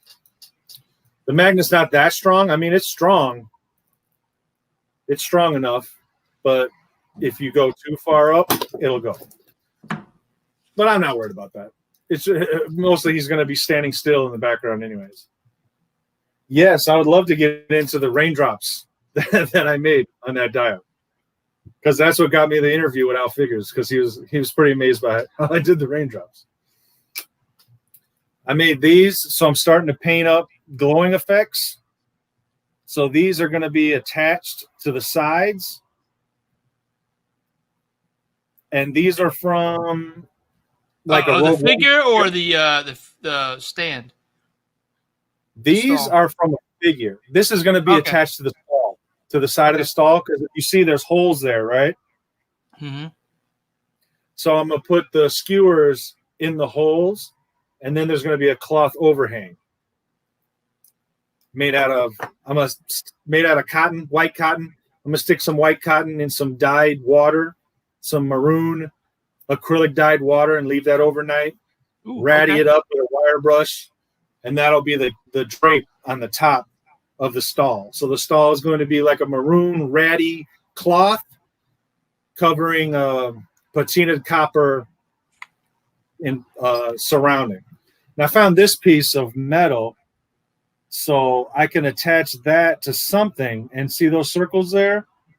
Yep. The way it looks, if I could simulate fire coming out of those three holes, it could turn into like a grill or something to heat metal up with.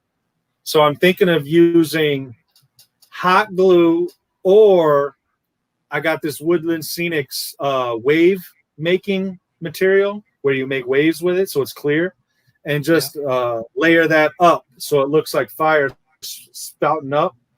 Maybe do a light dry brush it on it and put a light underneath so it'll light up like it's either a grill, or depending on whoever, if someone else makes food for it, then it can be a grill. If someone makes, tools for it, like it's a tool shop, then it could be something that makes, wood, like that lady did in The Mandalorian. She made wood. I mean, she made things off that fire. And this is the character that's going to run the shop. I Zenithal primed him, so he's ready to be painted. And he's going to be, and I glued his legs together, so all you got to do is stand him. And that's the figure that's going to run the shop. So I'm going to try my best to give him a real sweet paint job. We'll see how that works. And that's my project. That's my project for the thing.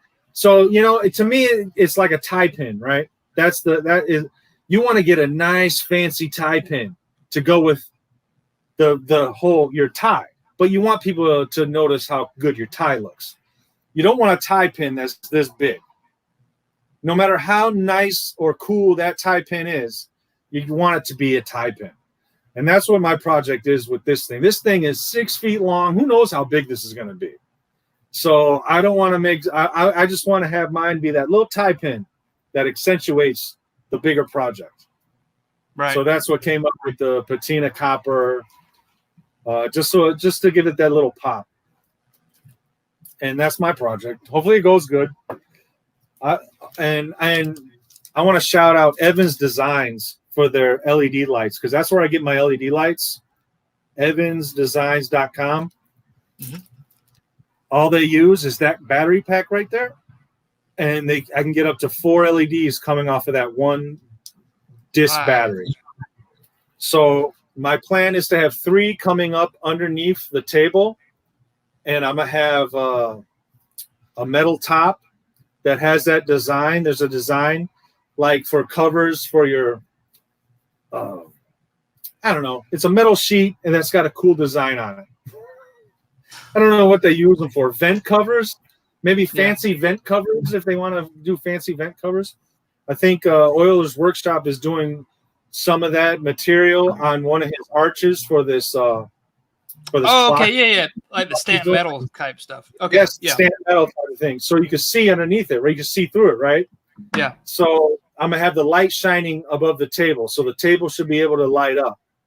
All you got to do is click the button because it comes with a button comes with a button too. So all I got to do is click the light. It's Star Wars, so there's got to be some kind of futuristic thing. I don't want it to look too, medieval. Right. So if I can get a light underneath this grill, one light going underneath for the grill to shine, and 3 lights all off of one battery. So, and then I got 2 little. I'm gonna cut this down to little squares, and I'm gonna probably weigh it down with a couple magnets, like glue the magnets to it, so won't. This was $1. It's wood. It's wood. It's wood, and it was $1 on sale at Menards today. So, and it's just the right diameter that I needed. So if I just cut it as a circle, it'll be 2 cubes in the back with skewers on top. And that's going to hold the back of the cloth. Okay. You know what I'm saying? So the 2 that's gonna look dope. The 2 front cloths are going to be attached to this, and the 2 back ones are going to be attached to cubes. That way, when they receive the package, they're going to set the stand down, and then and I'll have the drape glued. So all I got to do is accordion the drape and set the drape down and in the things. And it's a real easy assembly that you can move anywhere too. It doesn't have to be against the wall. It can be in the middle of the floor. It can be anywhere. So that was my idea from that. That's my tiny art experiment project. I bought this just to see if I can incorporate it. I may or may not. We'll see. It's copper. I'll see what just nicks and crannies to see if it all works out. And that's my contribution to what people in Norway and who knows where else, United Kingdom, across the globe, all across America, they're all doing stuff. So that's my idea for it. Hey, one thing I noticed in your background is your DTOF has the rooftop that fits over the top of it. Dude, that's dope. Yes, I did that on purpose. The black top of the DTOF, I wanted it to cover that. I didn't want it to sit on top. I wanted it to be the top. That's really cool. So I made it a little wider than the actual wood of the DTOF. Yeah. And then I glued wood and scrap pieces to catch, so it catches. So it covers up. So see, that's the wood, so it's flush. It's not sitting on top of the DTOF. It's more so the top of the DTOF. And I was gonna tell Vasco if he wanted to try that out sometime, because I know his DTOF tops sit right on top. He can also make some, I don't know how you would call it, not special or not. I don't know what looking exclusive. I'm looking for a different word, like to make him a little wider so it sits down 1 more inch, so it is the top of the DTOF and not just sitting on top of the DTOF. If anyone knows what I'm talking about. Yeah, that makes sense to me. That's really cool. I actually don't own any DTOFs until today. My dad actually was going to IKEA this weekend, and if you try to order from IKEA, it's ridiculous. But if you go there and buy it, DTOFs are $60. So I got 2, and he's going to bring them to me. And I'm noticing things now. Most of the dioramas I own from other artists are DTOF dioramas. That's what I asked for, just because I didn't want people to go really big. I wanted to maintain a certain size. If you DTOF, people know there's a certain size to keep it in. But until recently, I never, even though I have 4 or 5 DTOF dioramas, it wasn't until this one from Mario that I was like, I now definitely need a DTOF. And I don't know if he gets points for this or not, but I bought 3 DTOFs, and they're on the way to me. Hopefully I'll get them tomorrow. I don't know if I get them assembled. But I'm noticing things like what you're doing. That top, I definitely, if I get time, want to make something like that. And I'm going to start probably eyeing your DTOF, see how you set up, because I have no idea. I have a curio cabinet, but I just thrown stuff in there. A DTOF, I feel like, since even the word DTOF, like there's some finesse to a DTOF. So I'll see what I can do. Yeah. Putting it together is not that fun, but it's not that hard either, but it's not fun. But it'll be done soon. I mean, you'll have it together soon. Yeah. So I think Mario made this diorama, sent it to me with the whole reason to get points. So Mario gets 120 points. It's crazy the schemes he's coming up with to get points these days. Prime, Kevin, I hope you see this, but there's whole new layers to getting points from Mario. All right. So now that you're on that subject, let me really quick tell you this plan I got going. For either a diorama setup or definitely I want to do an ACBA shot of it. But here we go. So this right here is from prime to the first, right? And it lights up, which is really cool. So that I got from prime to the first. So I want to get make a little display. It'll be its own display, but that'll be sitting here anywhere. I'm trying to find a place for it. Okay, right there. Okay, so I got that. Then from Mario, I got he said I had gotten one from him, but he sent two. So that worked out perfectly. So this is Rude Boy. This is who he calls Rude Boy. And when I saw the head sculpt, and actually his figures are inspired me to start making more of my own figures. More instead of buying figures, I want to kit bash, paint, put together my own. And they were so cool, especially this guy. He was really cool. So I got a couple bodies from AliExpress for these guys. That may take forever, so you may not see this picture for a while. But once those bodies come in, I'll be straight. And on those bodies, they will both be wearing T-shirts. I don't have those T-shirts in yet, but they will be. There are two 1/12 scale T-shirts from Kevin from Toying Around. Okay, so you see where this is going, right? I got prime to the first Coke machine. I got 796 head sculpts. I got Toying Around T-shirts. Okay, so one of the guys is going to be getting a pop from the machine, and the other guy is either going to be sitting or leaning against a dumpster that I got from you off of Etsy about 2 days ago. Oh, that was you? Hey. Yeah. Where's the dumpster? The dumpster's right here. Yeah. All right. It's going to be shipping to you soon. Yeah.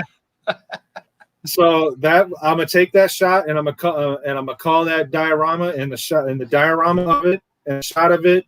I'm gonna call it the enabler a grand slam, the grand slam and enablers. That's dope, dude. So I can't wait to see that. Yeah. So something from all four of you guys. So I thought that was a real cool thing that I'm gonna do. Yeah, an enabler shot. I think it's gonna be cool. Posing up real nice, real rude. Definitely gonna be rude boy pose inspired. Nice, dude. That's awesome. I haven't seen anybody do it yet, so now you're probably seeing them all over the place. But I wanted something from all four of you guys. So what can I do? And then put it together into one shot. Right. So that's cool. And the T-shirts I got coming in, one of them is a cross colors, and the other one is a Jingo. I don't know if you remember Jingo jeans. Yeah, that's kind of my era. When I was in high school, I used to go to merry-go-round, and that's where I bought my clothes. I had a bright yellow pair of cross-colored pants and a green Eagle starters jacket. and you know the things you used to slide up on the collars. Yeah. You had the strings, right? And you would collect the class. You collect the plastic class. And basically, the more class you had, the more clout you had in high school. My stuff was stacked. Anywhere I could find those lace locks, it was full of lace locks. I don't know if anybody remembers. Yeah, man. And Jingos got whacked. Jingos did get whacked, but when they first came out, I did like them, but they got too big, too flared out. If you go back to 1991, 92, Jingo was bomb. Not 98, 99, 2000. That Jingo kind of went downhill, but look back at early 90s Jingos, and they were dope. Yeah, they're big now, but Jingos weren't like that when they first came out. I had these Jingos short. You couldn't tell me nothing. Yeah, I like them I like to have my boot covered. I wore a lot of boots in high school. I like to have the boot covered, but when it got where like you couldn't even see my foot anymore, I started like being like, what's the point? Like I'm tripping over my one pants leg. Yeah, when I was in high school, I plus I like cross colors more. I was really into cross colors, Carl Kanai. So I asked Kevin, can you do those? Can you do those? He was like, yeah, if you send me a picture with a wide enough background, I can make it happen. So I found the cross color one I'm looking for because I'm also want to make a custom figure of my troop dog. So this guy right here, I'll make a custom figure of him. So I'm gonna sculpt that head out of epoxy, Avi's epoxy. I got Avi's epoxy sculpt, and I'm gonna give a shot at trying to sculpt a Marvel Legends head. Yeah, that's a Venomized version of him. There we go. I got some artwork, some custom stickers from you not too long ago when I was doing that HSD sticker swap. Look at all these custom troop. Yeah, see, that's how he looked when I first drew him in high school. He's got the box, he's got the Gumby, he's got the lines in the head. That's how he looked when I used to draw him in high school.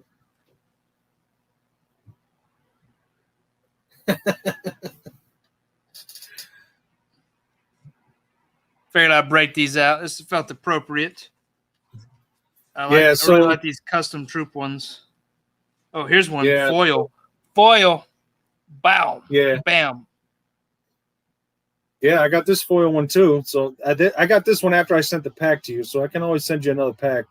Oh yeah, man. We'll trade some more. I got some new designs and stuff I'm working on, so I'll get those printed and start sending them out. I gotta get these. I got sticker packs I gotta send out. I was telling you there were some confessions earlier about stickers I need to send out. Hey, show them the one that where you're troop eyes. Where troop eyes. There you are. There we go. You've been troop eyes. Troop eyes. That's High Mike. School Creations. It is. I had it in the frame until earlier. I got it. I went and found these while we were leading up to the live, and I dropped the frame and broke the glass out. But that's unfortunate. But yeah. Well, what time is it? Oh man, we're 2 hours 15 minutes in. Let's do some more giveaways. Man, it feels like it's only been like 10 minutes. It really has. You know what though? Even though it's been 10 minutes, my bladder just heard it was 2.5 hours almost, and it got really squeamish. So I'm gonna have to step away. So you know what this means? You are now the leader. You gotta take care of business, dude. What I'm gonna do is I'm gonna put you on the whole screen. I'm gonna put you up with Thanos. Is gonna lay here. He can't do nothing. He's gonna lay here next to Iron Man and complain about how they have to be next to each other. But that's gonna be my whole screen for you guys. I'll be right back. Cool. Any question and any dio that you want me to show? Any question you got? I don't care if it's about, the shoes I wore in high school, or you want me to talk about this, the raindrops. I can do that right now too. If anybody has anything they want to ask me, it does. What my favorite food is. I don't care if I'm right-handed, left-handed.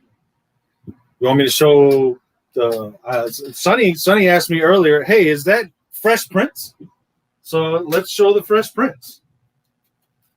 If he doesn't fall over, let's show that.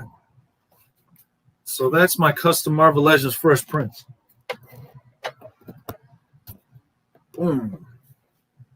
There he goes. All right. So when you take this back off, if you see, the dog's there too. See, I put that dog everywhere. So this is supposed to look like the back in the beginning of the show when it starts going around in a circle. Yep, that's what it's. Box Radio. Do you see one? Do you see a bomb? Oh, this boombox radio. Yeah, this is what you're talking about. Yeah, that's from Justin's Customs from eBay. I've been getting stuff from him back when he first started, and then I painted it up. He just gave it to me blank, and I painted it up. It's a dope boombox. Show that Vanilla Ice. Yes. I'm actually really proud of this one because the paint rub is not very bad. The paint rub's pretty good. And this is spitting image of his outfit he wore in Cool as Ice. And his name was actually, Johnny Van Owen was his name in the movie. So this so this is not Vanilla Ice. This is Johnny Van Owen, portrayed by Vanilla Ice. He wore that jacket. He wore those pants. I don't know if you remember, my favorite quote from that is like, "What you getting ready to do?" And he said, "Schling a schlong." I don't think anybody knows that Cool as Ice. If you haven't seen it, watch it. It's legendary. And I made his diorama to match the video when they were airbrushing Ice Ice Baby on the wall. So that's what I made his diorama of. And I didn't finish the back, so that's why the back says nothing to see here. So I didn't finish that back because I don't need to. But this came out good. And actually, on one of my posts, when I was showing the pants being painted, Vanilla Ice actually liked it. So Vanilla Ice got to see part of this figure being made. Yeah. He liked my post. I'd like my post if someone made an action figure of me. So that was pretty cool. You can definitely tell how old I am. I'm making fresh prints and Vanilla Ice customs. And I did the haircut out of, Millet Putt, which worked out great. That's Captain America's face and Star-Lord's body. And Derek Rose shoes. And I sculpted his pants to make it look more like jeans.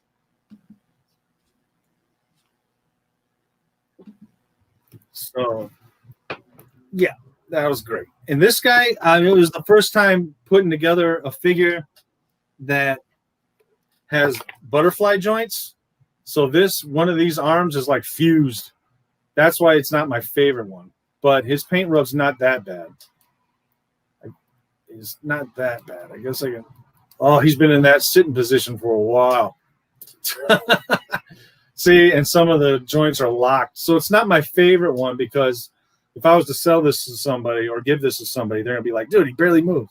But the hat is removable. And he's got a box. Oh, that's dope.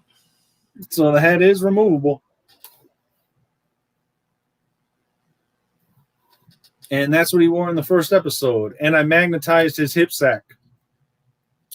So his hip sack here is magnetized, so you don't lose it. Nice. Because he had a hip sack in the first episode. I think he held a camera or something. Hi, baby. And then Justin's Customs, got to shout him out. He came out with, he was the first one I saw with a clean pair of Jordan 1s for the Miles Morales, which these are from him. And he painted them too. And they were clean. I was like, man, those are the cleanest ones I see. And this was a while ago. This is a couple years ago now. When he was first, I don't know if anybody knows Justin's Customs, but he's on eBay and he does nothing but 3D printing. He does a lot of good 3D printing. And I asked him, hey, man, can you do a pair of 5s? Can you do a pair of Jordan 5s? Because number one, hands down, that's what I collect. Jordan 5s is the black metallic Jordan 5s are my favorite shoe of all time. That's why when I would watch Jay Hernandez's videos, I'm always like, ooh, I love them 5s because he always had those Jordan 5s in the background. I'm like, I love them 5s. It's my favorite shoe of all time. And I would not have made the Fresh Prince custom if I couldn't get a hold of a pair of 5s. And he was like, he Googled me a picture and said, yeah, I can make a pair of 5s. And I was like, cool, man, if you can do that, that's awesome. So he made me a pair of 5s, which you can still get to this day on his channel. And I don't think he was going to do that unless I asked. So I think anyone who's ever gotten a pair of 5s from Justin's Customs, I enabled them because I think. Oh, you call all those points back. Because I think he made these because I asked him if he could and he gave him the idea and they're still on his site. So I went and got like 6 pairs from him and made every colorway I could possibly make. These are the grape ones. You painted these up? And I painted them all, yeah. Nice. I painted up the black ones. These are my favorite ones of all time. Those are all on my shelf right now. Yes. So shout out to Justin's Customs for that. That's just because, I don't know. I guess Concord 11s are my second favorite because they came out after. My first love will always be those 5s, those black 5s. I was in awe. Yes, and my second favorite are the Concords. Concord 11s are my second favorite of all time. And, you know, the black 5s are only my favorite because they came first. You always got to give a shout out to those that have come first. All right, so I was just trying to keep the chat going, so I don't know. Maybe in all that rambling, I missed another question that someone said. No, I mean, there's definitely comments. Let's roll into the next giveaway. What do you think? Yeah. Yes, I forgot. After you had mentioned that, then you had to go to the bathroom. Hey, I got a tiny bladder.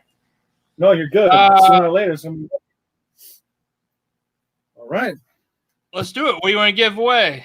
Oh, snap. Should I do this one last? Nah, let's do this one now. Last? What else do we have to give away?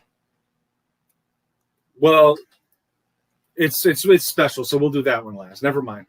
No one heard me. No one heard what I said. All right. So how you want to do this one? First, I want everyone that wants to try this to say in the chat, write in the chat, Skritnenblau.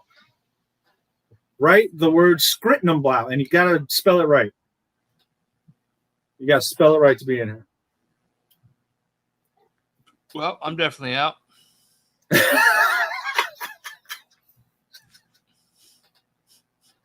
Yeah, I'm just joking. You don't have to spell it right, but I just wanted to see everybody in the chat try to do it. Look at that. What do you say? Skritnenblau? Skritnenblau. Yeah, let's see what everybody comes up with. Skritnenblau. They say, say that again. Say that again. Hey, Doombot had it right. Sonny's got it right. Sonny's got it right. Everybody's got it. Everybody, your own interpretation of whatever I just said. Your interpretation of what. Bowel. Skritnenblau, like blow. How you like me now? Oh, that guy customs. What's going on? Skritnenblau. Scrotum brow. There you go. I love it. I love it, man. All these guys deserve to win. I wish I could make one for everyone. That's so awesome. Oh, I gotta go get all these names. Hold on. I gotta get in. I gotta go get these names. Oh, this is hilarious. Skrimlow. Skrimlow sounds like some sort of Mortal Kombat name. Yeah, there you go. Skritnenblau. Yeah, man. Clockwork Orange is probably the closest one to it, but I love Scricky. That's awesome. Skritnenblau. I like it. Skritnenblau. Skritnenblau. Yeah, I love it. That's awesome. I actually came up with that last week when you were like, hey, what word should you say? And you guys really didn't know. I was like, I was sitting at home going, I'd have them say Skritnenblau. And then I want to see what the heck these guys come up with. Scrotonblau. Oh, I love it. Skritnenblau. I love it. Scrotonblau. That's a good one. Oh, yeah. I'm laughing. My neck hurts, so I'm laughing so hard. Hey. That's good. All right. I've gotten everybody's name that has said something. Skritty. Hey, man, if they said something that started with an S, just do it. I don't care. That's awesome. I don't know if that makes it hard for you, but I'm sorry. That was just too funny. That doesn't make it hard for me. Makes it easy. Oh man, that was hilarious. Screet, screet. Yeah. All you really gotta do is just write letter S. But you know, what fun is that?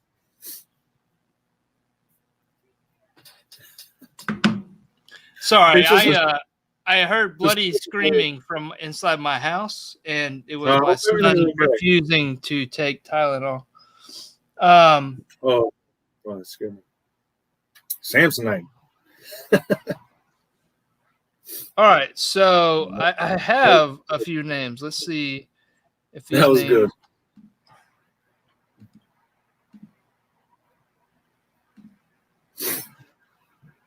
Oh man, I messed up. Scrotum blow. That works.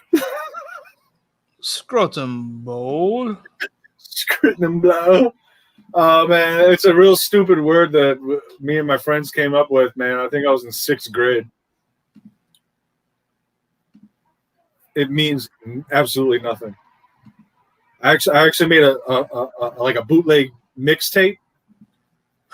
So I would take excerpts from the songs that I used to like, and then I would do a scratching noise on my mom's record player.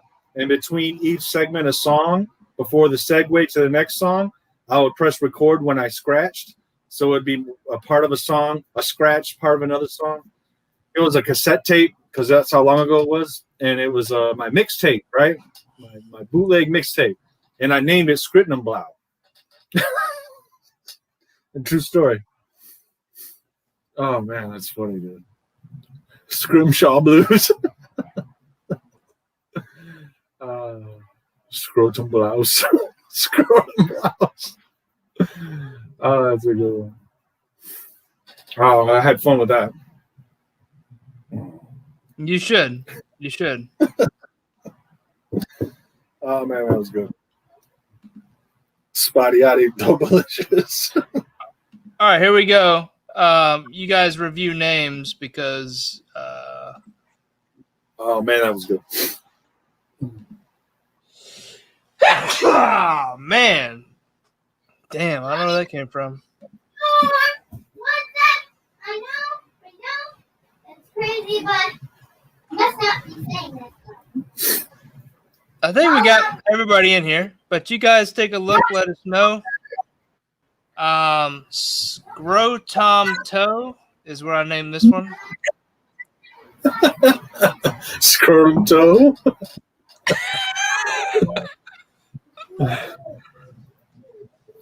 Oh, man. Oh, man, that's a good one. All right, somebody whine about it. They didn't get into this this giveaway, so I know that they didn't, and I can correct. Who doesn't see their name? Damn, bless you, Mike. Yeah, dude, I don't sneeze light. I gotta go. Good luck, everyone. Scrotum Toe. Hey, my name. Why my name only once? Yeah. What did you say? An entry for every name? I don't see my name. There's a reason for that, Jay. Is Jay's name's not in there for real? I can't really see. Jay Figs right there. I see Jay's name. You can't see the. You can't see the screen? Oh man, that had me laughing. Can you see the screen, StarMarvel? Me, I can. Okay, good. All right. I see Jay's name in there. Dark Clueless. The names are blurry. What's that? The names are a little blurry for me, not for everybody, I'm sure. But yo, StarMarvel, let's trade some graffiti work. Oh, there you go. What do you think about 12? I think you gave me your address. I don't see me. I think you're the one that gave me. Yeah, I think that guy's cousin gave me his address. DMC. So yeah, I got you and a couple other dudes' addresses that, I'll send you some slaps, some slap ups, and some graffiti art. Slaps.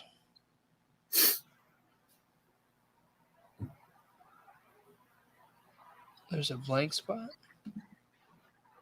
Oh, there is a blank spot. Thanks you for catching that one. All right.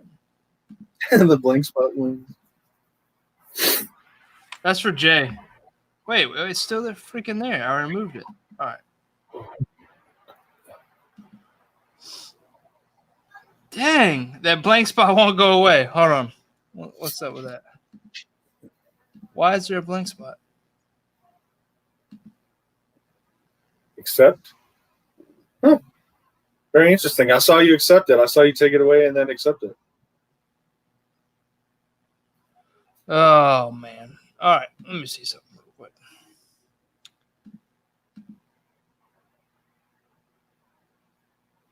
I'll take that blank. All right. Sunny. Why is Sunny not in there? Is Sunny in there? Yeah, the Sunny's in there twice. Hilarious, man. Sunny number. Oh, it added another spot. It's like glitching out. Sunny number. I can't type. 2. Dang, that blank spot won't go away.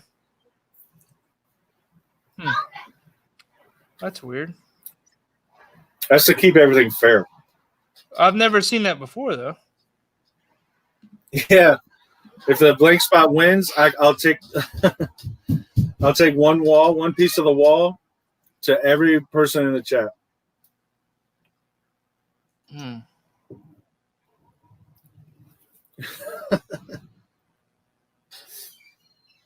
I'll take apart this whole thing and give every person in the chat a piece of the wall if the blank spot wins.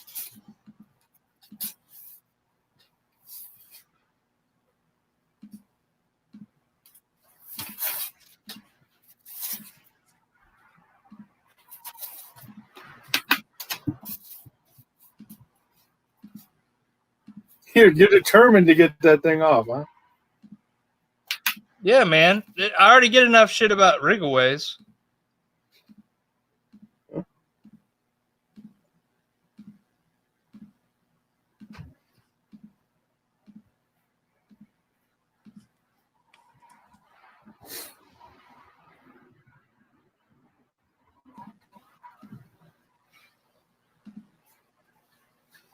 What the? Dude, I've never had a blank spot in here before.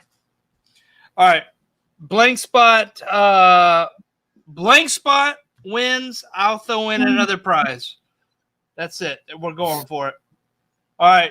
Let us know when to spin, StarMarvel. Go ahead. Yeah, go ahead. All right.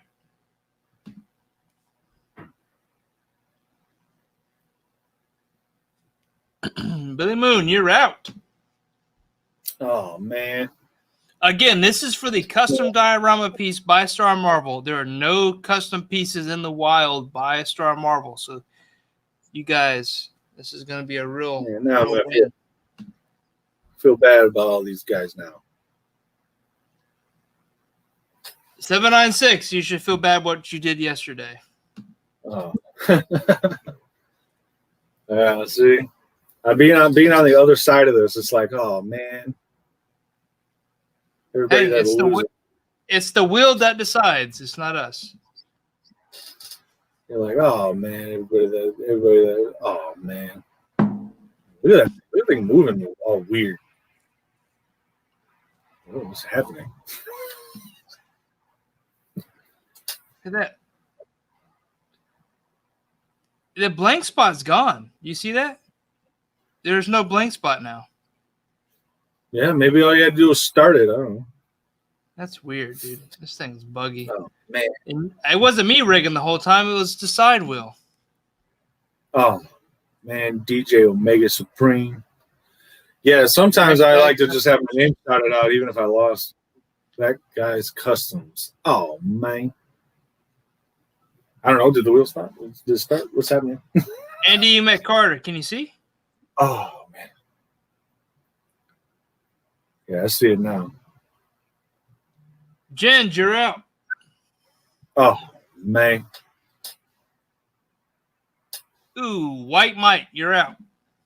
Oh, White Mike. Oh, man. JC, you're out.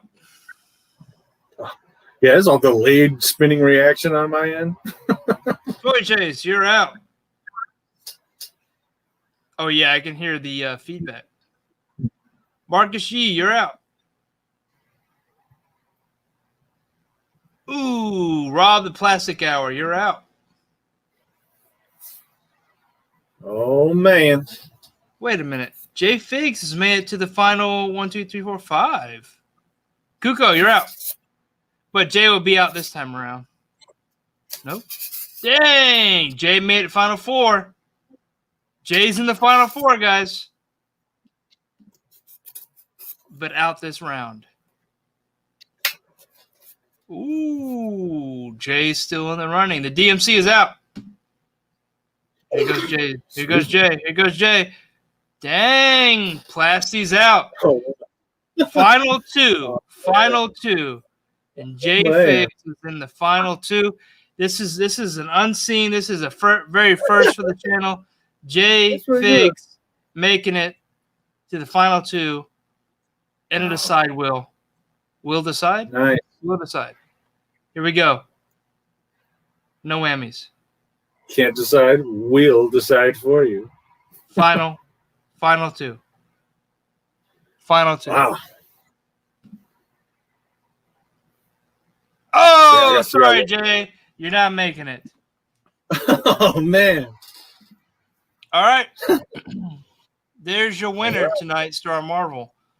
Okay, so I got to figure out where I'm shipping it to. I have Yeah. no idea how to do all that. I've never shipped it. There you go. Cerebral. Congratulations. Yeah, congrats. Make sure you reach out to StarMarvel on Instagram or whatever method he prefers. Is that what it's going to take them for them to like go ahead and DM me on Instagram? That's fine. DM StarMarvel76 on Instagram. Yeah, whatever you want them to do, let them know. That's kind of the only thing that I got that I can do. There you go. Looks like MySpace is no longer active, guys. Yeah, my Hotmail is though. No one uses Hotmail anymore. Love my Hotmail. So I got to put some spray primer on this. I never thought it was ever going to go anywhere, so I got to put some protective juice on it. Protective juice. Yeah, congratulations, Cerebral Deep. But hopefully you get a hold of me and all you got to do is DM me and give me your address and I'll ship it to you. No questions asked. All right. Yeah, because I didn't know how that went, but yeah, I guess he can do that. And guess what? If he yeah, okay, you're here, Cerebral Deep. All you gotta do is DM me. If something happens and you're not able to DM me your address, then then we'll take it from there.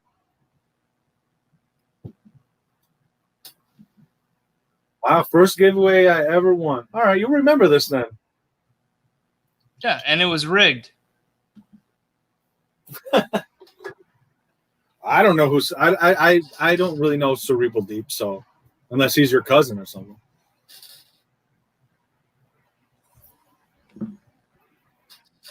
All right, that was awesome. Woo! Now I got to figure out what box to put it in, what bubble to use, all that good stuff. I've never shipped anything that big before. Uh-oh.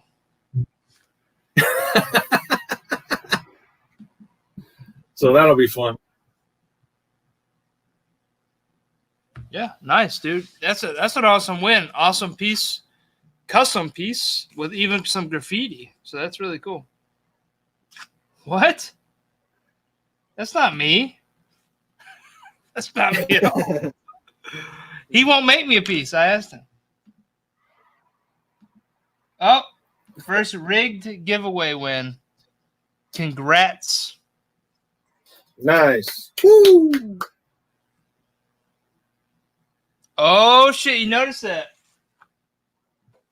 Yeah, I found 2 of these today at Target. Excited about it. You have this figure already, too?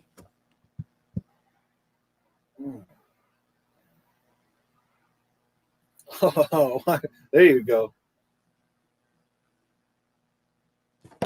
Yeah, it's a good figure. Well, it seems to be. I haven't got it out of the pack yet.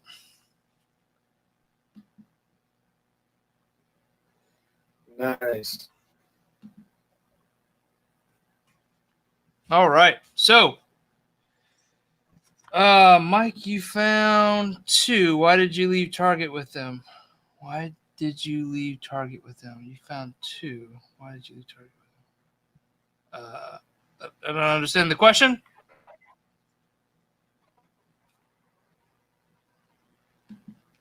Yeah, I don't know. I found 2. One maybe for a giveaway for a reunion potential show. Oh, what's up, StarMarvel?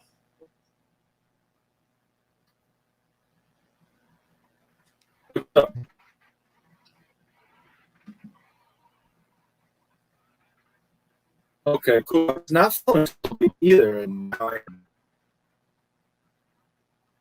Oh, you're breaking up pretty bad.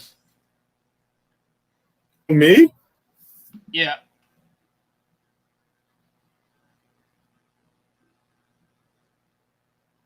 You there? Yeah, I mean, everything looks good on my end. That's how it always goes, though. Everything looks fine. I can hear you clearly. Yeah, I can hear you good, so that's all that matters. My fingers hurt. Okay, what have you been doing?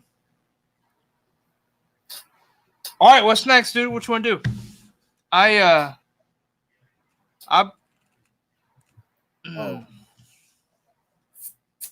Future builds? What?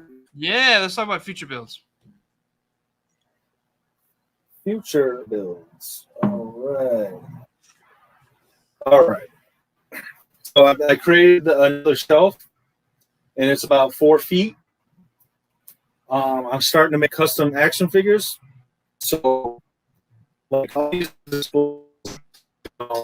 display for X-Men, display for Marvel characters, even displays for Star Wars characters, and there's a place for them, right? But you make all these custom figures, where are they going to go?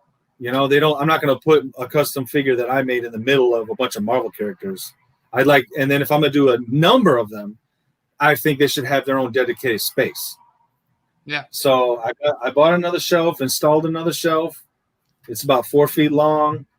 And I'm going to make, in the center, it's going to be a parking lot. On one side, it's going to be a dock that semis load trucks in. So I took a picture of my job. So the color scheme and what it looks like is going to be based on one of the docks at my job. And I got a hold of one of these. Nice. And there's not really any, a damn Toys figure can probably go in here pretty nicely. But I'm going to weather this up, make it look as real as I can, because this is exactly what the forklift iDrive kind of looks like. It's even orange and gray. I'm going to repaint it to make it look. I took pictures of the one I drive, so I'm going to make it look as real as I can. And that'll be a prop for it. And then I'll put a bunch of any custom figures that I got. Like if I'm going to do my dog, he's going to be in there. This is a character from another YouTuber. So this is a character called Fat Cap Joe from the toy bookie, Rocco the Great. And I made a custom figure out of him. And his hand fell off. I'll pick it up later. But I made a custom figure out of him. He poses really good. Is real funky looking. His head is a spray paint can bottle. So I thought that was cool. And, of course, I'm still waiting for a Rubio head. But I do have my Odious head. So that's my Odious. And I just got that gold chain in. So that's a real gold chain. Is that a Wolverine buck? Yeah, that's like yes, that's a Wolverine buck with a pair of Adidas. Pair of shell toes, mind you. Only rock the shell toes. Where'd you get those from? Those are dope. Man, I got them from Macari, actually. They were 3D printed see-through green resin. Yeah. From a dude on Macari. Huh. So they were shell-toed. So I was like, yeah, give me them. And then I got the gold chain from somebody on Etsy.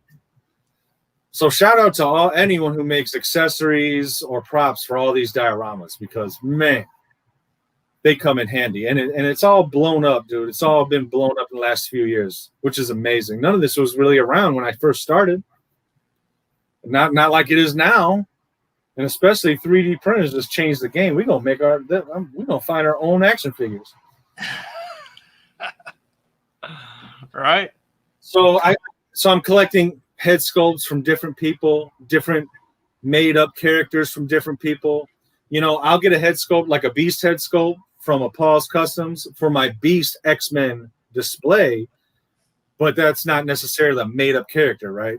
I mean, it's a made up character, but you know what I mean? It's like someone's personal, like, hey, this is a character that I invented and I made a head sculpt of them. So I'm collecting those if I can find as many as I can of those, and I'll create and find bodies and outfits to put them on. And on the other side of the shelf is going to be a storefront, which is why I'm really, I mean, the storefronts that you have made, I'm always trying to fish. Any comment I see a picture of yours, I'm fishing. I'm like, hey, anytime you want to show us how you layered the inside of them windows, feel free. hey, post a picture doing that. Well, let me see let me get in and see how you did it. So I got an idea. Yeah, go ahead. Well, I was about to say, I don't know if I mean, it's kind of, I don't know the words what I'm saying here, but yeah, I mean, I tried to show it off. I don't have a video yet, but yeah, it's just layering, dimensioning, right? It's only, from the front glass to the back, having stuff on the glass, and then layering. Yeah, so I'm wondering, is it like a printed material on a piece of board, like a printed material, and then another printed material, like on something smaller in front of it, and then like you know what I mean? It's not one big thing. It's not one big printed background. It's one big one in the back, and then maybe a little one more closer to the window, and another one a little closer to the window. Is that correct? Yeah, it's not even that. I'm not even changing the dimension, because the actual space actually causes that look of it smaller in the back. So what I've been doing, and I will continue to tweak, obviously, is with the backs, I do something of a larger scene, right? And then when I come forward, I'm just doing a smaller scene. So like in the storefronts that I recently did with the, let's say, Hollywood Video, right? I ended up taking the same image and flipping it and then combining them together where it made sense in the middle in Photoshop, and then printing that out. Okay. So that it looked unison, and in the middle, it gave it that point of view kind of look. And then on the actual glass, that's about 1 inch to 2 inches in front of it, I am doing the, the signs, the movie posters. So that's what adds the depth. Same thing is very similar to what I did in the music shop or the comic book shop. And then with the bodega that I did, I took it to another layer. I did a third step, was where I had the same scenario, right? I took an image that was like of a right side, flipped it, found the center where it made sense, and then did a layer in between to do like the the drinks and the snacks, and then I took another layer and did like the signs on the window, so that added an extra layer of depth, which looks really cool. Yeah. You could even do what I hate to pronounce his name wrong, but Itwip, whatever his name is, on Instagram, where he's actually making props in the windows. I think it's Lido Web. I think it's Lido Web. Lido Web. There you go. What he's doing is making props actually in the windows. And his stuff is top notch. That's our cousin. Oh, really? Yeah, no idea. Yeah. So his corners and storefronts are, light years beyond mine. I'm just printing stuff on paper, putting in the window and layering it, but he's actually making props and putting it in front of them. But yeah, anytime you build that depth up, man, it just looks really cool, especially for photos. A lot of my dioramas are specifically made for either certain points of view Photo. or for photography. Because what ends Yeah. up happening most of the time is, you know, especially with f-stops, like your focus is the action figure, not the diorama. So you end up fading in, and you know those fine details don't actually make it to the photo, but it looks still really cool, right? And that's what I try to achieve. Because if you take that much time in detail, that just puts more time in the diorama. That means more money that a diorama is going to cost, right? Because that's the big thing for dioramas is the time it takes to build it, and that drives up the cost. So anytime I can find a way to shorten the build length, that means I can bring the diorama down in price. Anyway. Yeah. So yeah, when Unparalleled Universe got a hold of his, and he did a live like unboxing, my eyes were peeled as much as they could be because I was driving. We were food shopping at the time, and I'm in between food shopping. I'm trying to see when is he going to get to those windows. And then it was a live unboxing, so it wasn't really put up on his channel. And I was like, man, I missed it. I totally missed it. But I was really trying to eyeball, especially the record shop, because the inside of the record shop looked really layered. It looked really layered on the inside of that record shop. Yeah, I did a couple things there where I did, obviously, you know, the very back panel was the actual scene. And then I did from the window, I did an angled look of records, like would be displayed in the window. And then I did on the window, I actually did like shirts and posters and stuff like that. So it really tricks the mind into like, it's something real. And when you add that light in there, it really, Mario, it really adds that layering that you're looking for, right? Mario says I won't tell. I just missed the chat. Yeah. I don't know. Anyway, I'll probably do a video soon because it's, to me, it's Mario like telling you're not going to tell us how you do it. Well, he's not going to tell us how you angle those windows. Yeah, he asked me one time and I totally ignored him. I didn't mean to. I just missed the chat. And by the time you go back in the chat, like once you have 4 people talk about whatever they talk about for 30 minutes, like you lose that question. Yeah. So I may do a video on it. Go ahead. Yeah, good. I mean, I got some time, but I could use it. That's for sure. And I'm also gonna use some. And D's Dioramas has he's got some nice behind the windows bodega shot diorama that he can hang on the wall. And I see depth on that. And Lido Web stuff looks like there's some depth on that and yours. So I'm gonna put those all together, try to come up with something. I was debating what kind of storefront do I want to do. And because you kind of seen a lot, you know, now I'm starting to see bodegas here. I've seen 3 or 4 bodegas. So, you know, I don't want to do, hey, here's my bodega, everybody. Look at my bodega, as opposed to 5 other bodegas that I've seen. So what I settled on is I'm gonna make a barbecue joint. There's a sweet barbecue joint out here on the south side of Chicago that's got a wicked 3D, I mean not 3D, but neon sign. It's called Lem's Barbecue. Anybody want to Google Lem's Barbecue? Look at the huge neon sign they got there. I'm going to try to make the neon sign as close to real as it looks. And I'm going to try to layer the smoker they use, because I found some inside pictures of Lem's and the smoker that people work in the smoker. I'm going to try to use some of those pictures, print out some of those pictures and layer it so you could see inside them actually working inside the barbecue joint. So that's one of my future projects. Yeah, I would say the key to it is not just having it on the window, right? I see a lot of just on the window. It's bringing that back, right? Give yourself about 1 inch to 2 inch or more if you can to create I'm gonna put those layers. Yeah, there you go. I want to put a figure inside. Actually, there's a big 7-Up Coke machine inside of Lem's right in front of the window. So if I can make the space wide enough to put another Coke machine inside there, then that's how far away the image will be. It'll be about that thick distance. So this will be the front of the wall, and this will be where the image is. And you could even put a figure in between, getting ready to order some food or something, you know. So I get that. I kind of get it how it looks. And if I get my lighting right, because your lighting was only on the awning, you could take the awning off and all the lighting comes off with it, correct? Like you don't have wires connecting anywhere. Yeah, the one that you gave Unparalleled Universe, the one he's got, you're able to take the awning straight off with power in it. Yeah. Free-handed power. Yeah, that's what I've done on most of them, actually. There's been a few of those I've done with the lighting incorporating the awning. And what's cool is when you take that off, you still have that opening from the lighting, so you could actually use external lighting to light through those if you wanted to do a different look. And did you hook up the switch? Did you hook up that switch yourself?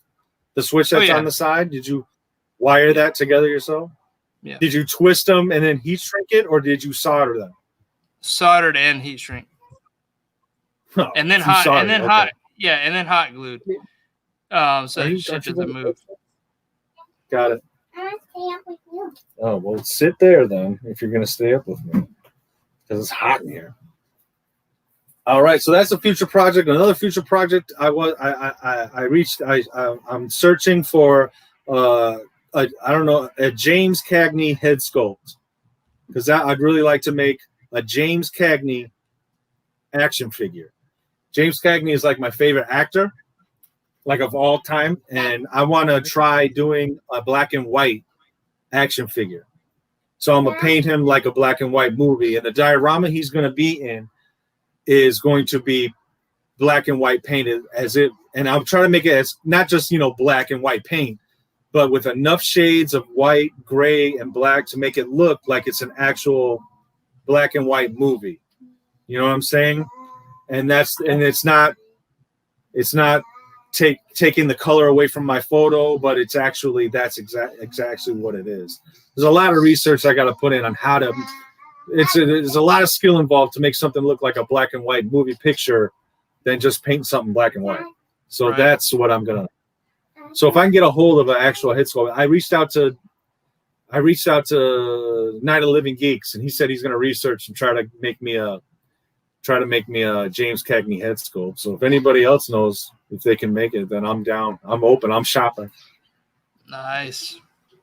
Yeah, you were saying earlier how like a lot of stuff that you bought is from a lot of the people in the chats. Night of Living Geeks is really cool. He does a lot of head sculpts, slaps. Yeah, this figure, I don't know why. I didn't think I would like him so much, but the yellow and red, like this figure is really cool. I'm sure you guys have got this figure. But...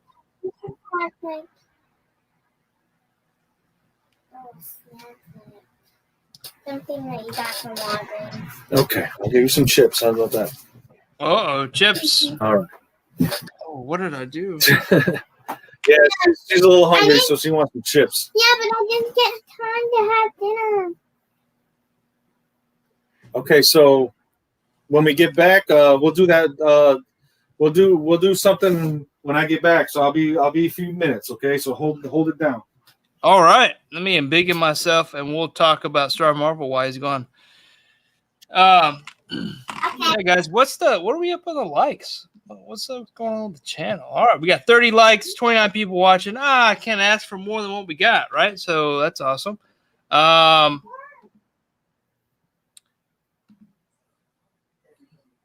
you guys just seen what I said. So there's going to be a long pause in between. I can't wait to pick up that Iron Man. Yeah, dude, this Iron Man is dope. And at first they weren't all on my shelves at Target, but now they're everywhere. But oh, come on, focus. This Iron Man is dope. I really didn't think I would like the yellow and red, but I do a lot. And I think he pairs up with the Thanos. I just found this Thanos at head's so twisted at Books A Million the other day. So this was a good find. I think they pair really well together. So those are two recent pickups. Also picked up some of these guys. These are the 50th anniversary. These are some of the army builders that are coming out for the 50th anniversary. I really like the look on these. They did a really good job with the weathering and stuff on these. I really like these. The articulation's kind of lacking, but I feel like the figure itself looks really good. Don't pick him up, but trade all the best for the rest of the Shang-Chi with. I like the colors better than the 80th anniversary. I like the 80th anniversary colors. Yeah, those are dope. And then, everybody's probably got this guy. He's been a peg warmer, but I will say that all the things that people have said about him are true. He's a really nicely articulated figure. Paint apps are good. This actually makes me like the Jar Jar Binks character, even though I'm not a big fan of the character. But he looks real good. Comes with a lot of accessories. And then I was showing this off earlier. I haven't opened this guy, but I got two of these. Was thinking about opening them up tonight if I have time.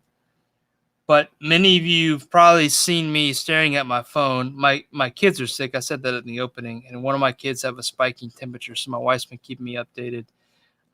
So may need to handle that here shortly because his temperature isn't being managed well by Tylenol. So we'll see how that goes. But we'll see how long it lasts. But I plan on opening up this probably tonight if you guys want to stick around. I know it's already about 3 hours in.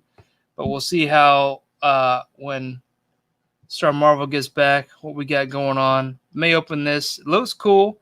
We'll see how it articulates. I have another one of these. So if you guys are interested, I may have one up, or I may do one as a giveaway. I don't know.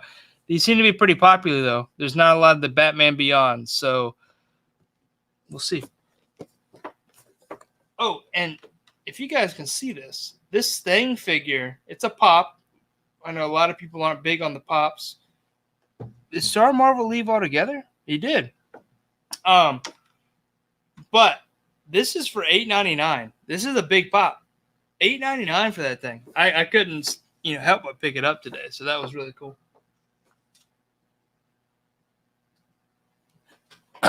Anyway, I like the one better than the other version.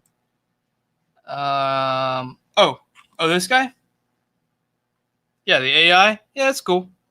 Definitely throw on the other Tony Stark head. I like the blue on him. I'll be honest. I know the typical color is yellow, but I like the blue. Stands out a little bit. I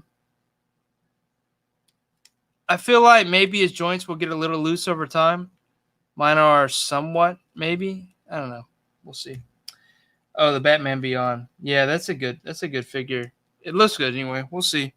I wish it scaled better with other ones to scale, but I guess that's not the scale they're trying to fit into. You guys want to open that up? I'll open it up. You got time to kill, right? Let me move these Hasbro figures out the way.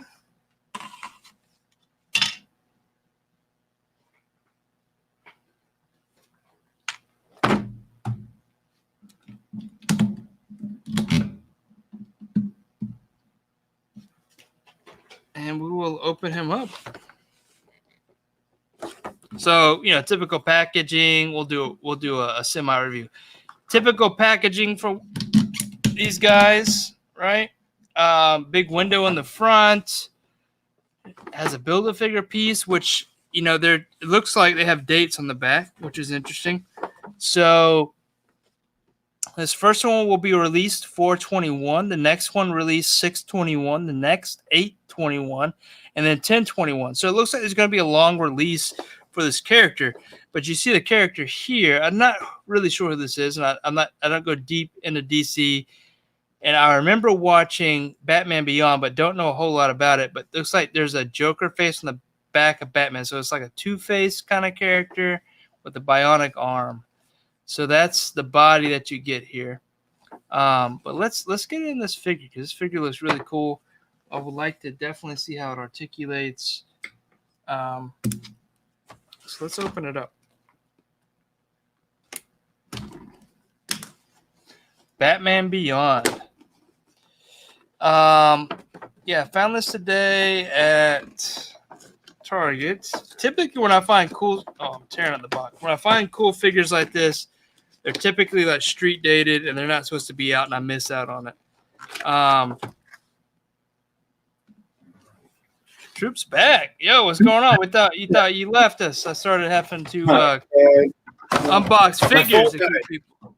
My phone died, and I was going off the internet on my phone. Makes sense. I was totally not paying attention. Yeah, I was unboxing this Batman Beyond figure, and just kind of keep people entertained. Yeah, but they were. Yeah, what's next, dude? What's going on? We talked about future builds, right? Oh no, you're good. Yeah. Those are the two things I just want going on. That big old community show. Yeah, because I actually got one of those bus stops coming from Longshore Spike. Bus stops? Yeah, he's got a bus stop. You have to go check that out. I've seen his uh-oh. So that's going to go in front of the parking lot. Parking lot part of the dial. Yeah, that. And on the side of the bus stop is like a movie poster, movie advertisement. Oh, nice. And you can choose whatever movie that you want. And you can also have a bus schedule of whatever town you're in. So it'll be like, a lit up display of where the bus out. So that was pretty amazing.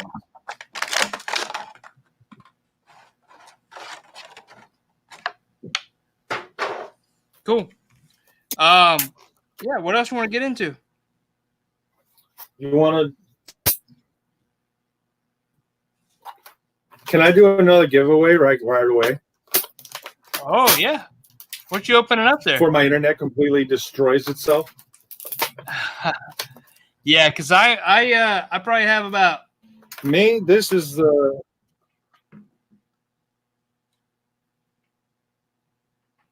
There you go. World's smallest action figure. What's it called? Yeah, world's smallest. Starscream.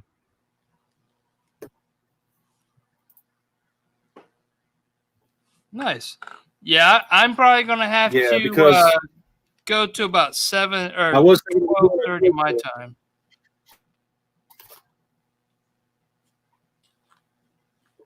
You got it. What time is it? How much time we got? About 20 minutes. I mean, I'll talk. Yeah, let's do it. Can I do another giveaway real quick? Yeah. I'm not. I don't mean to rush. I don't know if there's I don't know. No, I get it. I don't know if there's a lot of people left in the chat. Oh yeah, there's 30 people. Oh, okay. All right. Oh, so well, I don't know. Do you guys want me to do one more?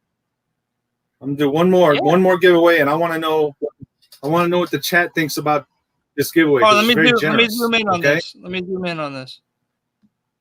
Very generous, very generous. This is something that everyone's been looking for, and because I'm such a nice guy, I'm gonna do another giveaway. And out of the bottom of my heart, I know a lot of people have been looking for this figure. And it's an older figure, so it's rare. And don't worry that it's like ripped up at the bottom. It's kind of ripped up at the bottom. But I'd like to do a giveaway for this Marvel's. What is the lady's name? Marvel's Beetle. I don't know, but Omar is already doing scritchy balls or whatever. Oh yeah, he's ready. Omar, no problem. We would love to get this. Comes with a Build-A-Figure leg. And if you want to display it, all excited. Oh damn! Yeah, if you want to display it like in the box, then you could tape it because it kind of, or you could lay it on the counter like this.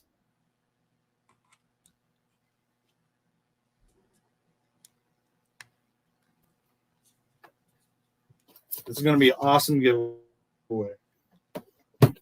Marvel's Beetle. Take it or leave it. Or leave it. Oh, let's my take internet it. is trash.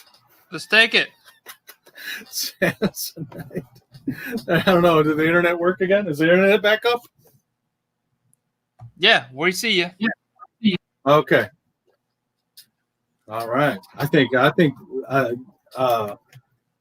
All right. I'm just joking. We're not going to do that one. What? I'm just joking. I think. Oh, I think man, I was looking forward to that figure. Even with the rip, it's a cool fig. If you want, I can include it if you really want me to do it. Nice finish. He's a collector of everything these days. I mean, it is a collector's item. Nah, I think I'll give this away. If anybody in the chats lasted 3 hours listening to me, 3 hours and 11 minutes. My goodness. Yeah, I'll give this is going to be my giveaway. We can give away this. No scratchy bowls then. I mean, hey, if you guys want to say... Wait a minute. What figure is that? This is the amazing Yamaguchi Bleeding Edge Iron Man. What the? Bleeding Edge Armor Iron Man. That's craziness, dude. Who wants it? This will be a surprise giveaway. Unopened? Yeah, I've never opened this before in my life. Holy. It's been sitting on the bench for a while, waiting for some ideas. But I've never opened. Well, maybe I did open it to look at it. I can't remember. But you can tell I didn't open. He still has the plastic between all the joints. So I don't know if you could tell, but usually you'd have to take off all that plastic. So it's for you guys putting up with me for 3 hours. Let's do it. Let's go. How you want to do this giveaway? You could do the spinny wheel if you want. I mean, I don't know any other way. You can do an opt-in word? Man, I don't know. How many people are in here? 26. Well, I mean, that's 26 people watching. I don't know if there's 26 people in the chat, but that's true. Maybe they're asleep.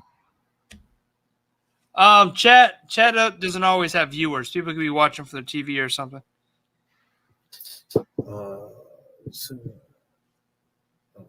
Let's do a different word.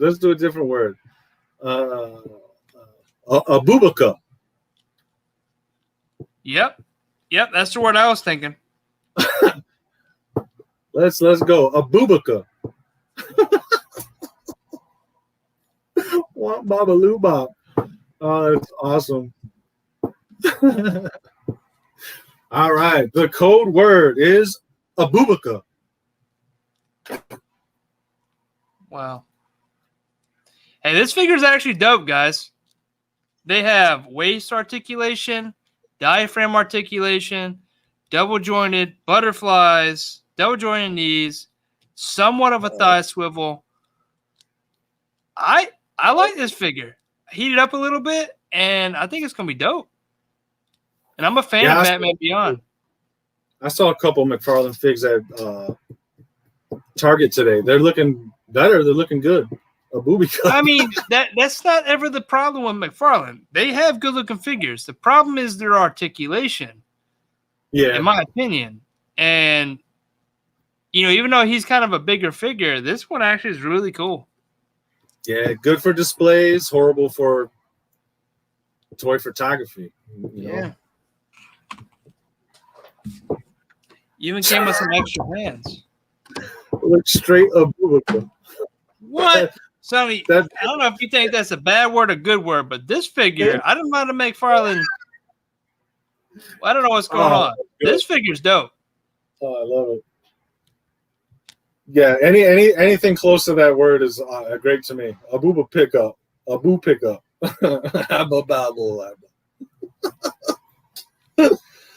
Oh man. I was also I'm an only child, so I get a kick out of stuff like this. Oh man. That's funny. It's a good word, Mike. It's a good word. Oh, Rick. I was getting very defensive. Jumping to the defense for Batman Beyond.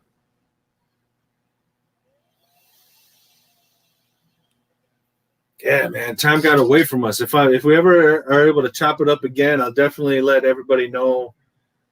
Or you can reach out to me, let you know how I did these. Bubaka's one cup. What are we doing? Abubaka, hey, that they're doing the code word. Abzaba, Abalaga, Abalabla. I love it. I've seen no one spell it right.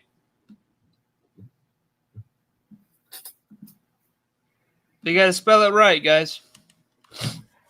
I mean, not to me. I mean, how do you spell that? I don't know how to spell that word. No, I'm joking, dude. I have no idea. No idea. Abubaka. I love it. No idea. Yeah, if we're ever able to chop it up again, I'll definitely get into how I did some like for instance these raindrops, or other things that you just don't see too much. Maybe some of the way I did my snow, some of the tools that I use because I don't have a lot of space, so I use small tools. And I'm stuck again. There I go. I look like. Look at that. Look at my internet. Look at my internet acting up. Let's get this giveaway over with. Yeah, hold on. Before my internet crashes.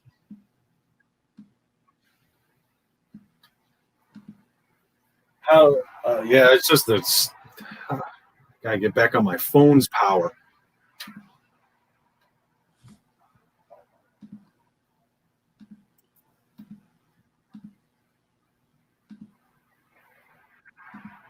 Is RG still in here? Have you seen RG say anything?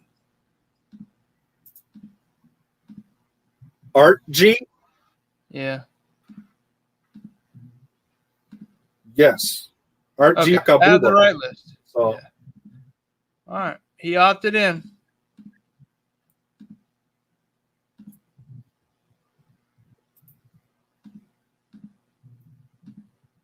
Appalachian Trailica.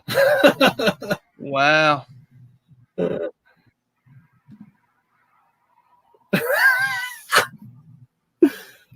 if Jay Hernandez was watching this and saw everybody saying this, and I hope he got kicked out of it. That was pretty funny. A boom akaleka. A boom akaleka. I love You guys see the screen?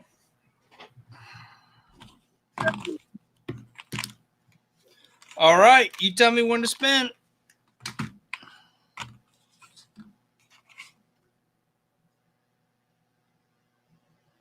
Go ahead, spin. Here we go. Here we go, guys. Spin away. Goodness. 796 out immediately.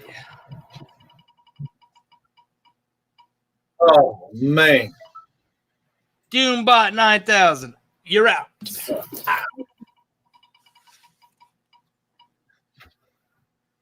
You can't win them all, Deep.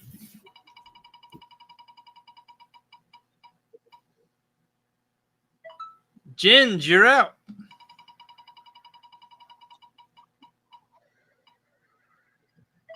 Oh, Scarlet Kid, you're out.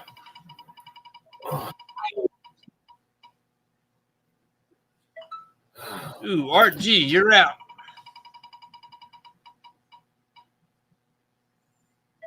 Hankin, you're out. Ben Jan, you're out. Star, you still with us? All right, man. I'm sorry. Oh, yeah. Art, Matt. Yeah, Art, you hear me? out. Yeah. Oh, Jamba, you're out. Yeah, I'm just a little bit late, so it's still spinning when you're talking, or when they go. So you announce it before I see them. It's rigged. Yeah, the same channel. You're out. All right. White Mike. See you later.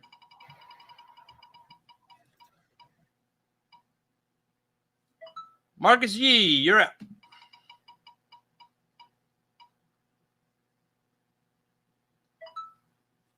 Omar, you're out. All right, final three.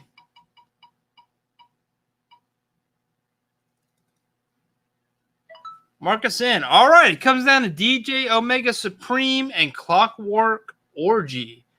Final two, guys. And this is for the amazing Yamaguchi Iron Man. Ooh, dang. DJ Omega Supreme takes it.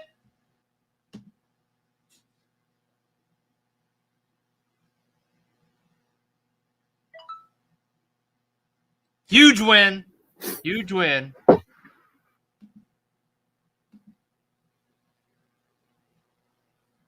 That's awesome. Hey, DJ, hit up your boy. Give him your address. Get that figure. That's a dope figure, dude. Uh-oh. Uh-oh. Here we go. All right, so who won? DJ Omega Supreme won. DJ, really? Nice. And it's rigged. Not only was he the first person to post about this live stream. I sure did, Mr. Blair.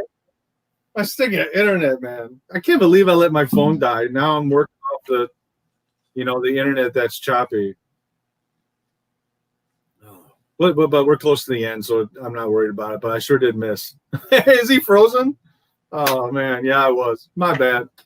I've worn out my welcome. First Revotech to own. First Revoltech to own. I hope you enjoy it. Hope you take some shots with it. That'd be cool. Yeah. Maybe it'll get you into the line. I don't know. But yeah, you should have some fun with it. I still haven't. I mean, I was thinking about doing a display, but if I did it, then he'd probably, yeah, because he'd probably stay in for who knows how long. Give it to somebody that's going to.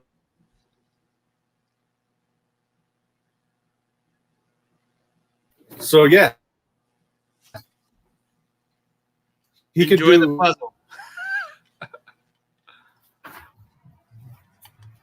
All right, Can I'm I back. win? No. Unbelievable. You had to be here to opt in to win. Unbelievable. I'm sorry. Oh, this internet. There, I hear you now. My goodness. Mike and StarMarvel was some stand-up dudes. Hey, man, thanks, Omar.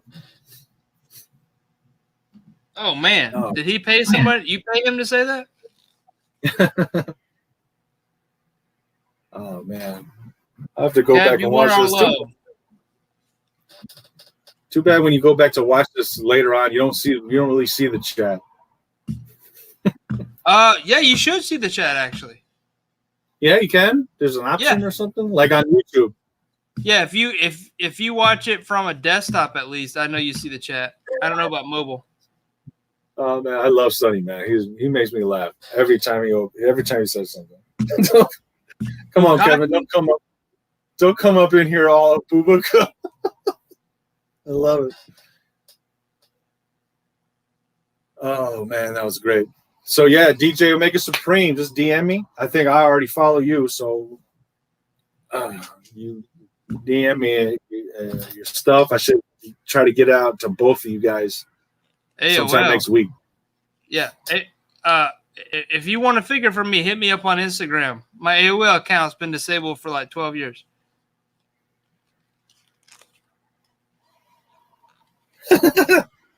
All of Booba try to script them block. Holy. Wow, man. Yeah, there's some words I've never heard before. It's just made up words. Only children. That's what you do to pass the time. Is make up words. Make up words to try to get people to say them. All right, that's what we're going to do, guys. We got about 5 minutes left. StarMarvel gave some generous giveaways tonight. He gave away a Diorama, and he gave away a Revotech Iron Man.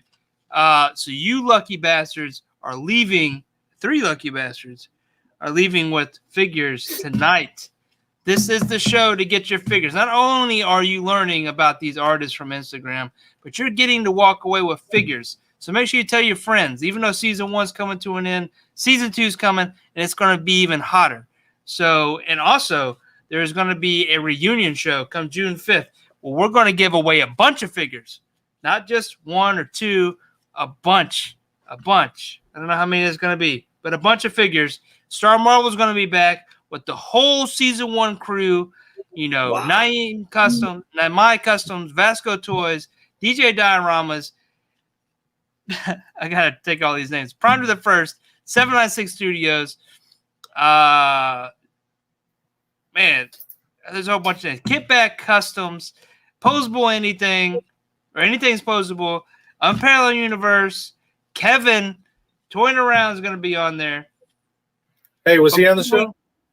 Kevin was on the so the week he was supposed to be on, actually, we went over to Just Jay Hernandez's live for the Enablers week, where Mario had a diorama giveaway to support St. Jude's. Hey, thanks, Doombot, for the Instagram follow. Doombot 9000. Thank you. Big time butter, right? Yes, it took a lot. I actually had to talk to his agent about getting him on the reunion show because he was so hyped up because he didn't make it onto the original show. But he's in the lineup. They're great artists. There's going to be 14 to 15 artists. It's going to be a artist. I don't know. It's going to be a lot of people. A lot of giveaways. Trying to get some other people in the show. It's like being on a TV show with you. It's like being on a TV show with your favorite TV show personalities. It's like I want to be on a TV show with all my favorite characters. Yeah. One day we'll do a TRL diorama version where we do. I'm gonna steal this from Mario. Build Wars in person, and then we are streaming from the hotel that we're all staying at. Maybe, but anyway. So season 1's coming to a close. Next week we have Lionheart Dioramas. He's going to close it out for the year or for the season. But let's finish up with StarMarvel, guys. StarMarvel, where can we find you? If we want to see more of your work, let us know all your Instagrams, all your social medias, where we can find you, where these nice people can connect with you. All right. So for the most part on social media, I'm a ghost, but on Instagram, I'm at StarMarvel76. At StarMarvel76 on Instagram. Check it out. You can see when I fail, when I triumph, maybe something new. If you think it's cool, give it a like. If you don't think it's cool, then you probably don't care about that this type of stuff. So, and that's it. Oh, hey, I got a little Redbubble. I got some Redbubble going on. That's where the sweatshirt I had earlier.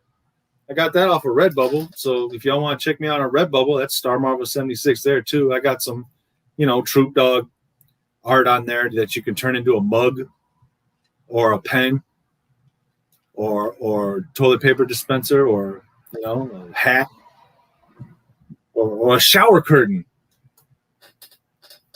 Yeah, get that shower curtain. Get that Troop shower curtain. Yeah, maybe I can come up with another big doodly wobbly mom jam, a Jim Jam. Nice. Yeah, maybe I'll come up with some more words for everybody to say. There you go. I had fun, man. Thank you.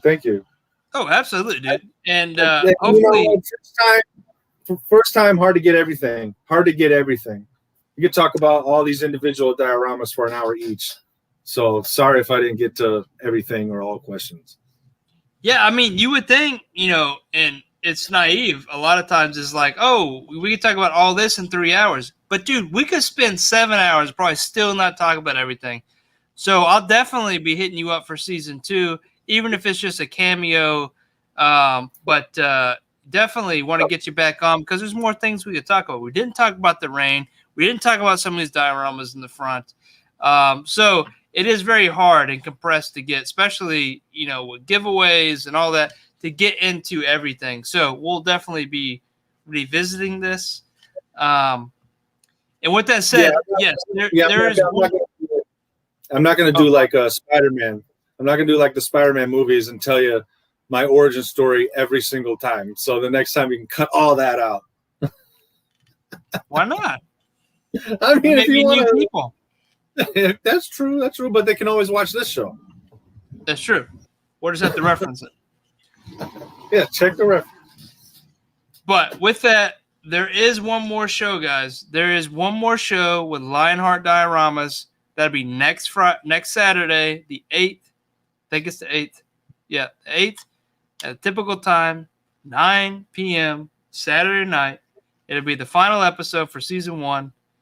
And I'll have more details on the reunion show. But until then, guys, you know where to find us. StarMarvel76 over on Instagram. Show him some love. Give him some likes. Give him some follows. Hit up his YouTube. Hit up his Redbubble account.